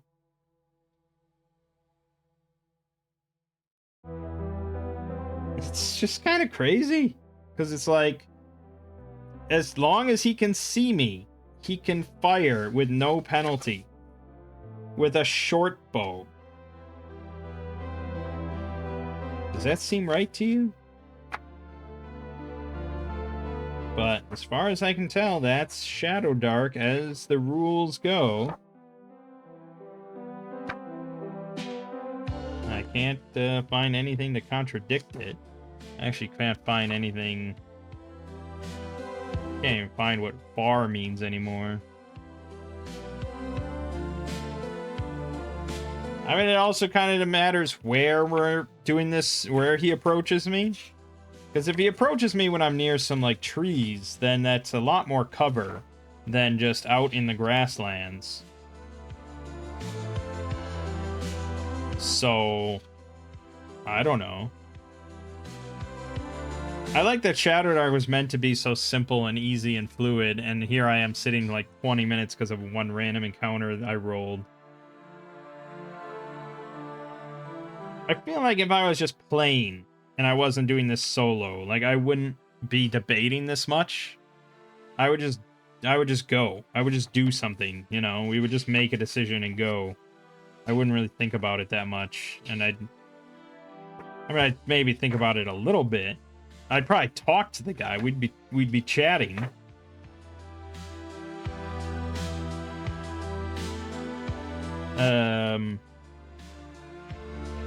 But yeah, if he's very insistent,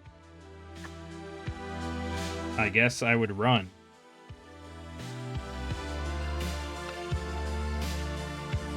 I think that nowhere in this book now can I find where it says what far distance is. It just says far, but I know that it's somewhere in here, and that's all I'm doing right now is just flipping through every page, trying to where it says far. You'd think it'd be like right at the start, but I can't find it.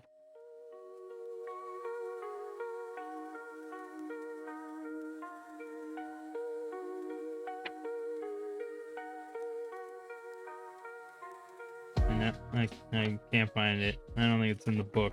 I must have hallucinated it.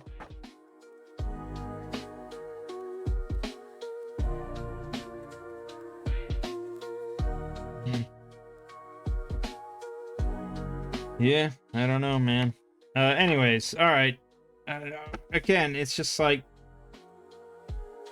fine. Fine. We have to adjudicate something here.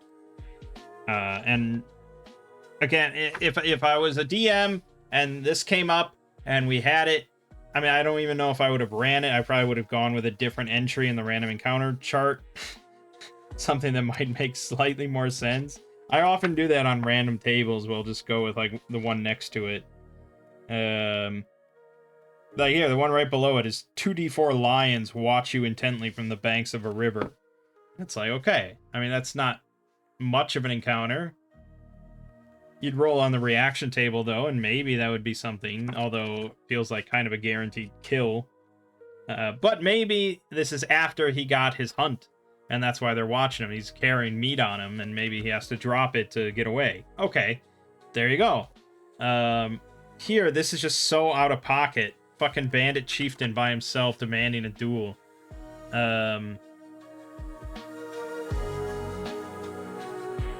So I guess I would telegraph though to a player that, okay, you know, he has a short bow on his back. He's got arrows. Just, you know, I would describe that. I wouldn't maybe make like a big deal about it. Like, hey, are you sure he's got a bow? But maybe then, like, if they say I turn and run, and I'm like, okay, you know, you're running, and as you look back, you see him pulling out the bow. And then they might make like some sort of evasive maneuver, like serpentine pattern. And I would say, honestly, that's kind of a tricky shot. You have a character in the distance, actively trying to avoid being hit by your arrow. I don't know. It seems wrong to put disadvantage on it because I don't know. But I probably would, because this is not an unaware target, and this is not a target kind of in the midst of combat or something like that. This is a target in the distance whose sole focus is to get away from you and avoid being hit by your arrow. So honestly, yeah, I probably would just apply disadvantage, even if it was a player trying to shoot at an enemy.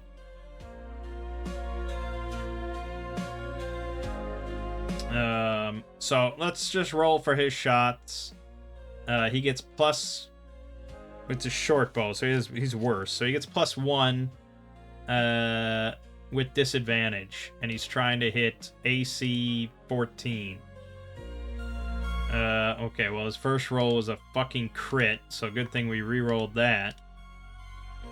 How many rolls do I give him?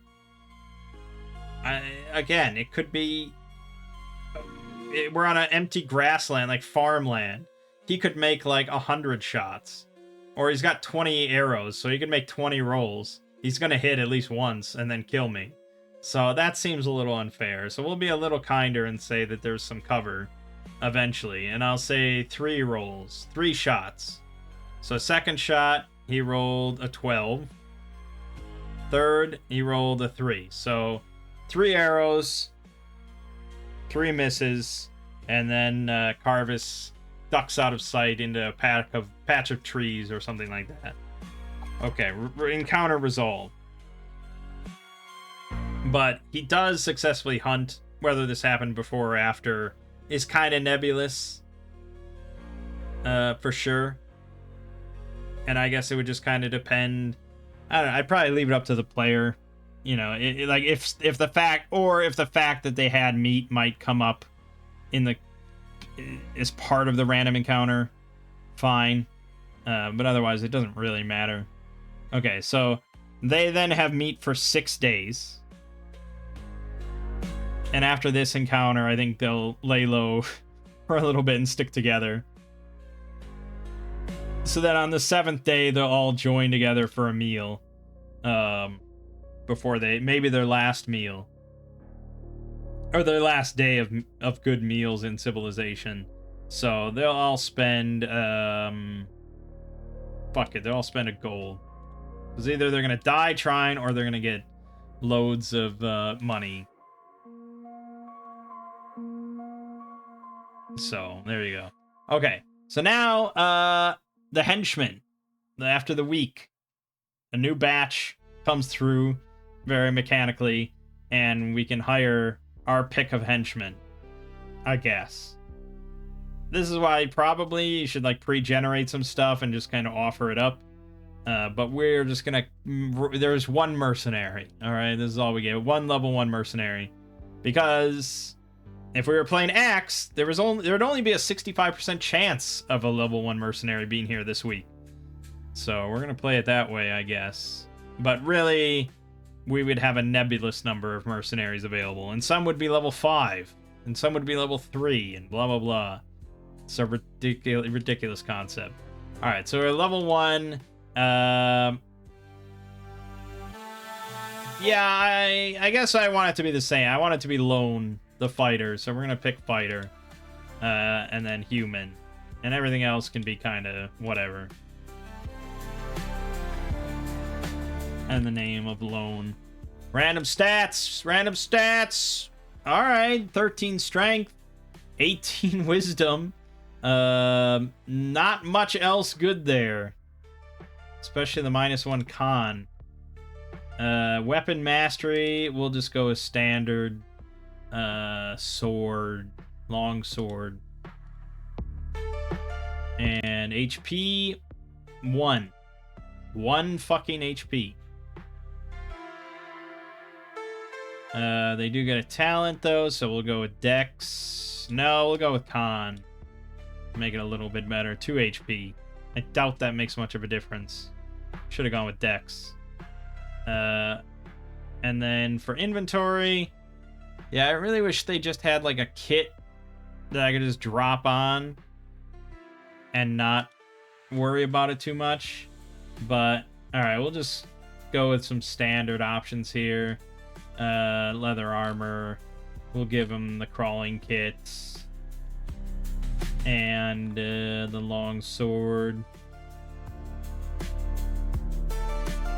And we'll go with daggers. 2 daggers. Okay. That's fine. And then we need an image, and that was the fighter. Alright. And there's Lone, ready to go.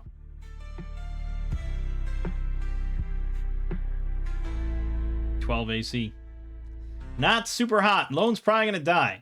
But one thing that I want to note going into this dungeon, the forest and the dungeon, is I want to make note of any time that I might die because I rolled for HP instead of going for max HP. I want to see how much actual difference that might make. Because I think a lot of people just go with max HP, and based on those comments from people that played back in the day, they also just did max HP and 4d6 drop low and stuff. 4d6 drop low is not a new concept. Alright, we're finally ready then to head off into the forest. So then we have to do overland wilderness travel. And from what I recall, it was 8 miles from where we set off to get into the forest. Which means that we would travel... I think they default to 12 miles. Yeah, you can travel for up to 8 hours a day. Con checks to push further. Hexes are 6 miles across.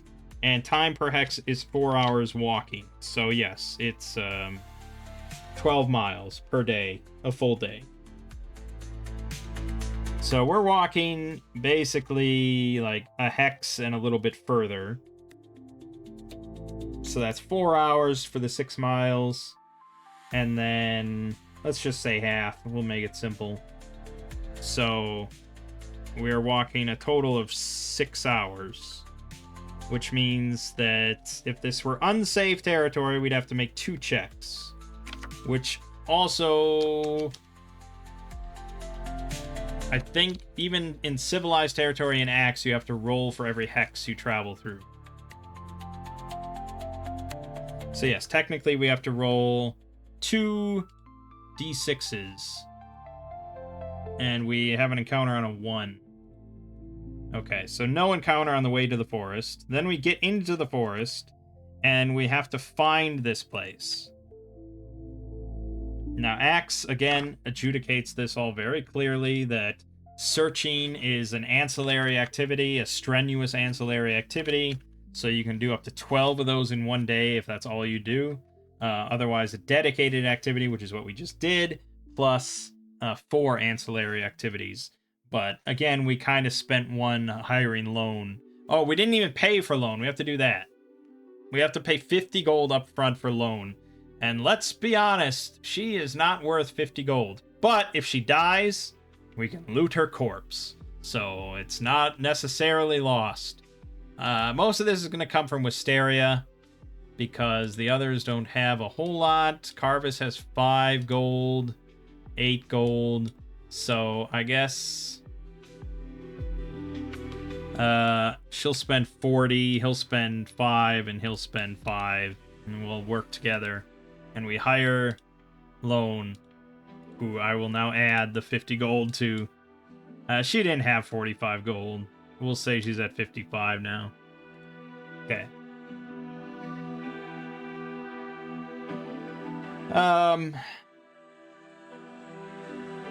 Right, so in Axe, searching is, I think you have to roll a 17 or higher.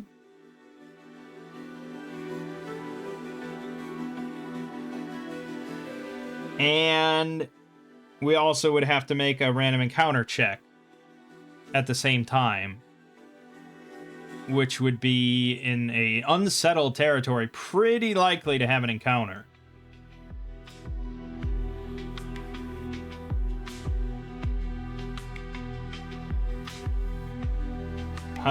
So how do we do this in Shadowdark, which does not have rules for really any of that kind of stuff? I'd probably adapt the same philosophy of we have a slim chance while searching of finding something, and also chances of getting a random encounter. So how I would do it, I guess I would go to the D6 and I'd say it's a group activity. You know, it takes an hour.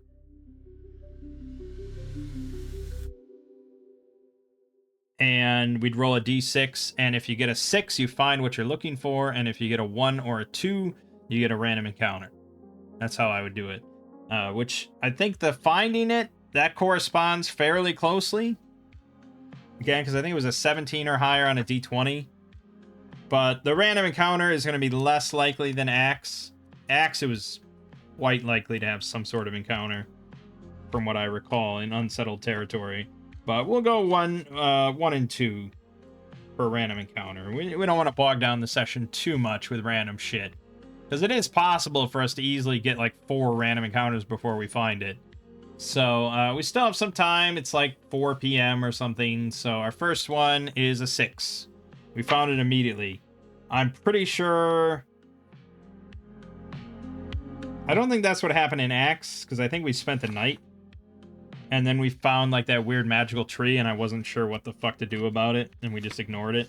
But alright, we're going to skip over that step. Had I gotten a random encounter, we would have gone to the forest encounter. And let's just pretend real quick that I rolled that 99. We would have rolled 2 encounters and combined the results. Oh, jeez. 53-23. So we would have gotten 2d6 goblins and 2d6 kobolds fighting, as well as 1d4 snarling badgers bursting out of their hidden den. Just this massive melee of kobolds, goblins, and fucking badgers. That would have been insane. That's a memorable encounter right there, and you're just caught in the middle of all of it. But no, we find the temple. Great. I'm glad we finally got there. So here's the map. There's no high quality like VTT maps for this place. I don't think it's a super popular module or anything. So it doesn't matter. We're not using a grid anyways, so it's fine. Alright, so... Well, I guess no. Had I gotten a random encounter, we wouldn't have done that. We would have rolled on the actual module random encounter, which would have been Orc Raiders or Rabid Beast or the Bandits or something. But we didn't get any of that. We found this thing straight away. And it's kind of hard to miss. It's this massive stone dome with a huge crack, a huge hole in the side of it. Okay, so in Axe, what I wanted to do was have the thief sneak up to look into the hole there and see, scope out the situation. So we want to do that same thing in Shadowdark. We want to send Carvis ahead to scope out the situation and report back. It was really kind of confusing how to do that in Axe, and really, like, the odds of your thief succeeding on something like that seemed impossible. And so it was like, okay, I either, like, hand wave it and just say that it happens and you do it, or we do the rolls as written and it just is like you have a very slim chance of sneaking up, even though there's this massive amount of cover everywhere. But thankfully, Shadowdark, it's a lot simpler. It's a dex check, and it's he has advantage because it's sneaky. Now, you could hand wave it here pretty easily and just say, yeah, there's loads of cover, so you can sneak up and look into this huge hole without being spotted by anything. You could very well hand wave it. But players like to roll, typically. They don't like to fail, but they like to roll. But if you set the DC at easy, DC 9, and he has advantage on his dex check, this is basically guaranteed. He's got a +3 on his roll with advantage. He's got an 18. Now, had he just had the 3, he would have been upset. But, yeah, he definitely succeeds, no problem. And he sneaks up, looks into this massive hole, and he sees the ruined entrance to a temple here. With,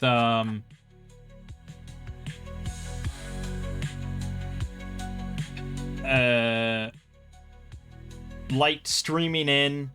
There's tall columns carved in the shape of serpents flanking a pair of massive bronze doors. On both sides of the columns, there's 10-foot wide glazed brick mosaic depicting a 2-headed winged serpent encircling the earth. And there's also 4 kobolds on guard by the bronze doors, passively watching the area. 2 of them are armed with short bows. The others are armed with spears, I think, and shields. They will challenge any who enter the chamber unless they're already known.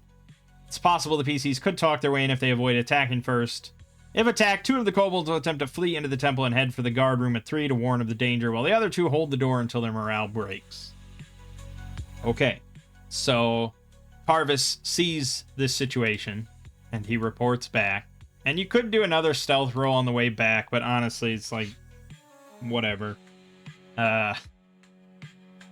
Getting away is just as likely to be spotted, but, you know, it's not nearly as interesting, because you're already on the in the process of leaving, so whatever. Alright, and so he informs the rest of the group of what we saw. Now, what I did in Axe was 3 of them attempted to sneak around the west side and get close to the opening, and Carvis went around the east side, getting close to the opening, so that they could both jump out and ambush the kobolds. So we'll try that same plan again. Carvis is going to do his roll again of sneaking, and again, I think here you'd probably bump up the DC to normal. So this will be a DC 12, because they're going to be pretty close to the kobolds. It's pretty quiet, you know, kind of audible. But yeah, he had no problem. He's a perfect thief. He's doing fine. So then the other 3 sneaking up. This is going to be a lot worse. Because I'm sure a couple of them have penalties here. Yeah, our 2 melee dudes both have a -1. So you can do this where if one person fails, everyone fails.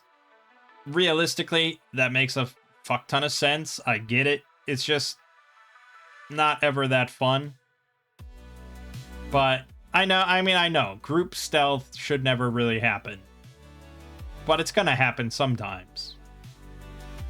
And rather than making everyone feel bad, I prefer the rule of as long as at least half of the group succeeds, then the group succeeds. So in this case, 3 of them, if 2 of them succeed, then 1 of them can fail, and I'll still be okay. Unless it's a crit fail, then no. So all right, Lone's roll is a 18. Okay, 17. Perfect. Haloran's roll is a 3. Pretty bad. And Wisteria's roll is an 11. Perfect.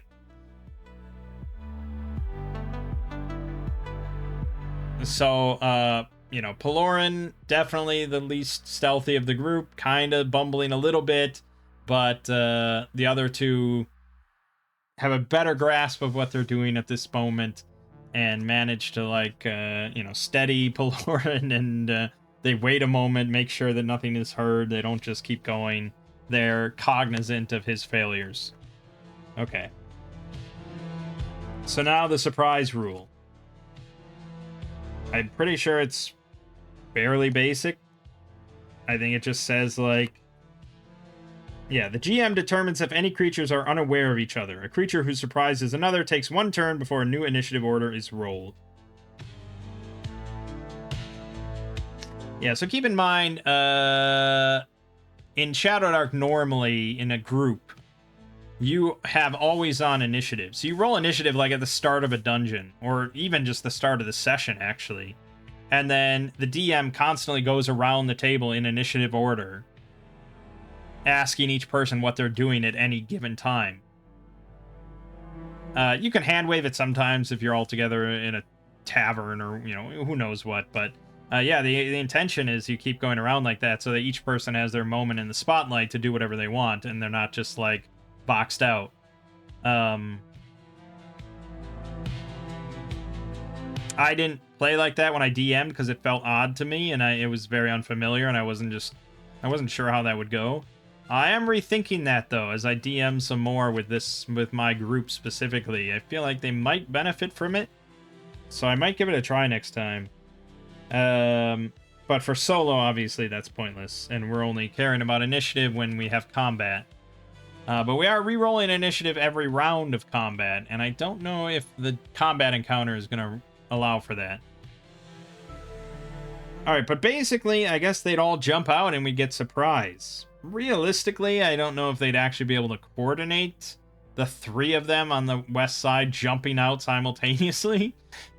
But I am a kind DM, so I will allow it, I suppose, and they each can take a go. So Carvis has what? What is Carvis? Oh, he has a crossbow. Yeah, so he's good. He's got a crossbow. Pelorin has a javelin, which I think was a range far. Yeah, far as you can see, you can chuck that javelin. Ridiculous. I'm sure other people have complained about this. Now, the thrown dagger does have a range of near, so Lone does not have a choice here. But I also don't think she'll charge in either. I think we'd be a little smarter about this. And then Wisteria has Magic Missile. So we will be casting that on one of them. Be nice to wipe out all 4 kobolds in one go, but if we get good initiative, we can do that. Alright. So, there's no bonus or anything. The whole bonus of the surprise is that we get to have a volley of shots before anything else happens. So, we're just rolling as is, but we do need stats for our kobolds, which are level 1, I think. Nope, these are level 0. I knew they were level 0 characters, enemies. Yeah, so there were 0 XP according to Shadowdark. Hunter mode. But, yeah, anyways. So they have 13 AC. They have a spear. They have 1 HP. They are real basic bitches if we run it off of this. But they do have, once per day, they can dodge an attack that would hit hit them. Okay, but if we run kobolds as written for axe here, it says they have an AC of 2, which I don't know how you translate that to a normal OSR system. I guess 12 is what you'd say, right? They have an AC of 12. They have 3 hit points on average. They do 1d6 minus 1 damage. They have a morale of -2. I don't know what this D is exactly. I'm not quite sure if that's just damage, if that's what you mean is damage. You don't give me their attack roll, or their attack throw number. So I assume it's based on just their hit die, right? But you give it as 1d4. There's no 1d4 in the monster manual. There's 1d1 -1. I guess this is level 0. Yeah. But I think basically attack throw is always like 10. Maybe there's 10 -1. Yeah, anyways. It's fine. So we're going to go with AC 12, 3 hit points. Right now, that's all we really care about. Alright, so Carvis's first shot against one of them. Except that's not exactly correct, because some of the kobolds have shields, which should give a higher AC. So we'll say 13 AC for those two. So he'll shoot at a shielded one. D20 plus 3. Alright, so he got a 15, which is definitely a hit, and he does 3 damage, which is a kill. He has killed a fucking kobold. Done.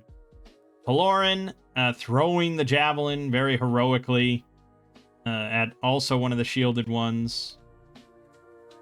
+1. He rolled a 5, so that's definitely a miss.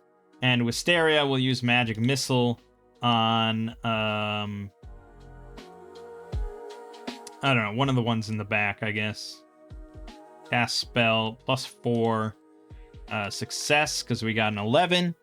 And that's exactly the number we needed. We needed 11 or higher, because it's 10 plus the level of the spell. So that does 1d4 damage to one target. Oh, also we have advantage. So technically we'd roll twice, but whatever. We did 2 damage to one in the back, so we didn't kill that. So we haven't done much. And now we're going to roll initiative.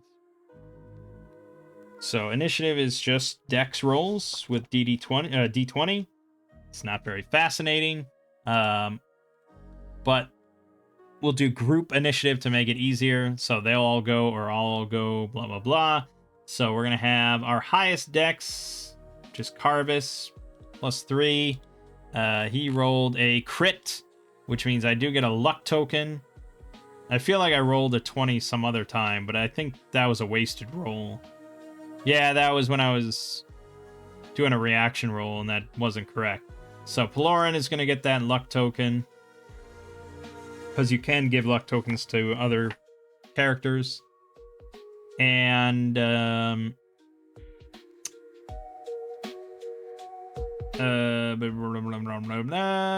right, so we definitely go first. Like, there's not much point in them rolling. I can roll. Yeah, it doesn't matter. They rolled well, but it doesn't matter. All right, so we all get to go again. Huzzah! Success! So now Pelorin's going to throw his other javelin. No, he only had one. I put the other one in storage. He has nothing. So he's going to just pull out his fucking sword and shield. And they don't give any rules, I don't think, for swapping. In combat, like swapping.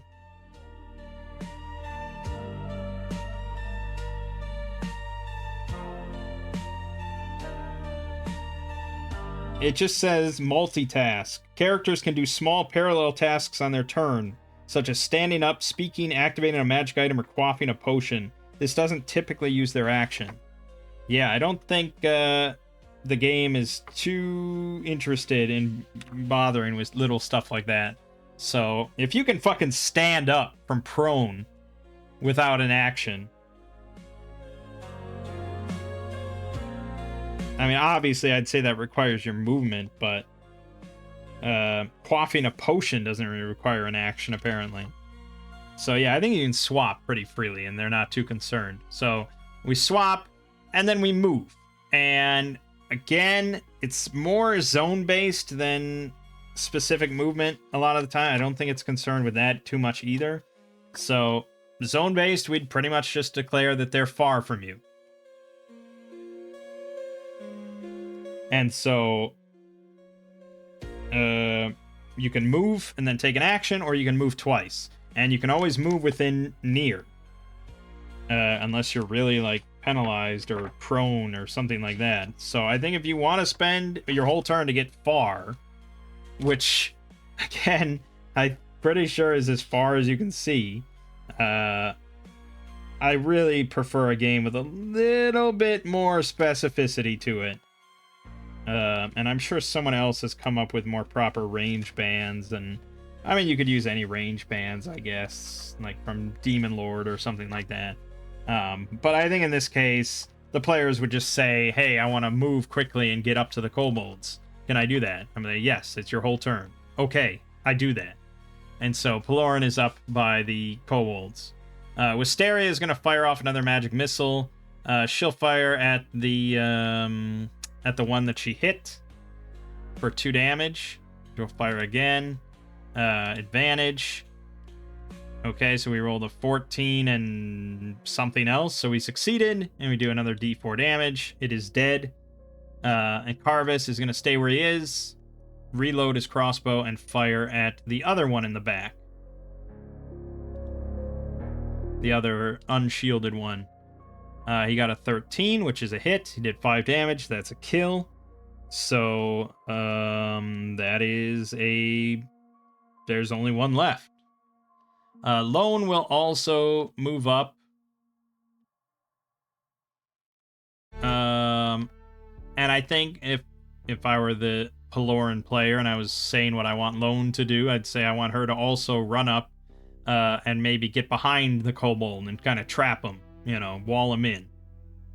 Prevent him from fleeing.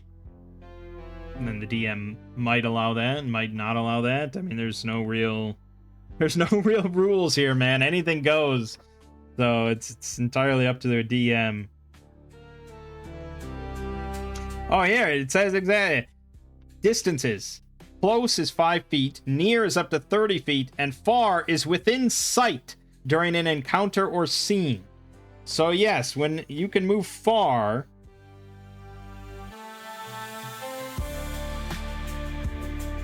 I can fucking move within sight. I mean, how are you going to argue with that as a DM? It's ridiculous. That's my argument. It's ridiculous. But yes, I think Lone can use her turn to get behind the kobold. So now it's the kobold's turn, and it's kind of boxed in here. And Lone is standing between it and the door there. So we would definitely do a morale check at some point here. So we'd have to make a DC 15 wisdom check. That's how they do morale here. So you're really gonna make me go to the kobold section here just to see that they have a wisdom of +0. Okay, I'll roll a d20. He failed. So he's gonna flee. I don't think you shouldn't put flee. You should really put flee or surrender, because monsters, if they're intelligent, can surrender. And I think that's what this guy would do. He's boxed in. He's got no choice. He failed his morale, so he's not going to try fighting. He's going to throw down his spear and shield and, like, put his hands up and surrender, you know?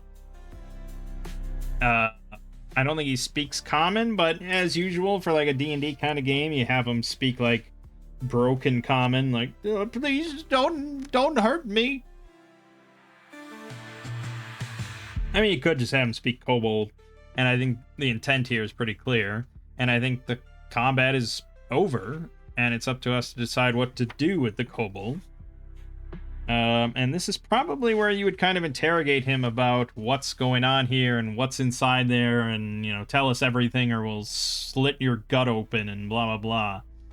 And the only problem there is I have no idea what's going on because I haven't read this. So let's just pretend the kobold gave us full information, and that's the reason that we can go through this and read.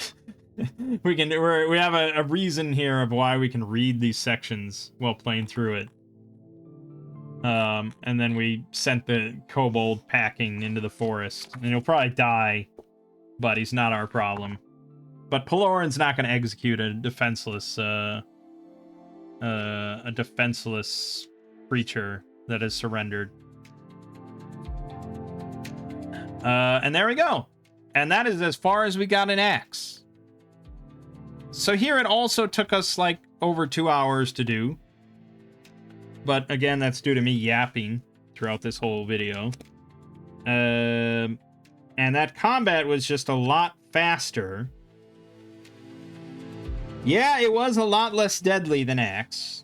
Although when we did the axe combat, it also didn't feel that super dangerous, but we also were not nearly as powerful because of the exact ranges and everything. 2 of the kobolds got away. Even with me, well, we failed the surprise. We failed the sneak. And I gave the kobolds, they had to spend a turn to open the door, but we couldn't kill them, and 2 of them got away to warn the others. So we were definitely not as deadly, and I think we were missing a little bit. The fight dragged out a little bit. We had to spend turns like running in because you can only move so far, and my paladin was really weighed down. Whereas here it's just like, yeah, I mean, you can move up there if you want. It's fine. That's Shadowdark in a lot of ways. It's just like, yeah, that's fine. So it's definitely not as grim and brutal and lethal and harsh and just like dark or firm, I suppose, as some actual old school games. It's definitely a little modernized and casualized while still being pretty dangerous. I mean, had we failed that and we didn't have the element of surprise, and had the kobolds one initiative and they fired off an arrow, I mean, they could have killed 2 of us, like, straight out the gate. And that would have been it. You know, to the character. They wouldn't have killed us, we would have gone down, but we have no healing. We have no healing. So going down is basically death for us. I can stabilize someone maybe, but then they're just unconscious for hours. So yeah, we got kind of lucky there. But still, it's good. It's good. So we're going to continue this. We're going to go through the dungeon some more. It's a huge dungeon. I can't imagine we'll actually finish it and resolve the whole thing. But if we can get some treasure, maybe we can hire another henchman, like an actual priest. And if we can get a priest with Cure Light Wounds, that would be pretty significant. And maybe we can get enough treasure in like the first half of this dungeon to level up to 2. That would be pretty good. But we'll see. For now, though, my name is Mang. This has been Solo Roll Manging. And I'll see you fine folks in the next part.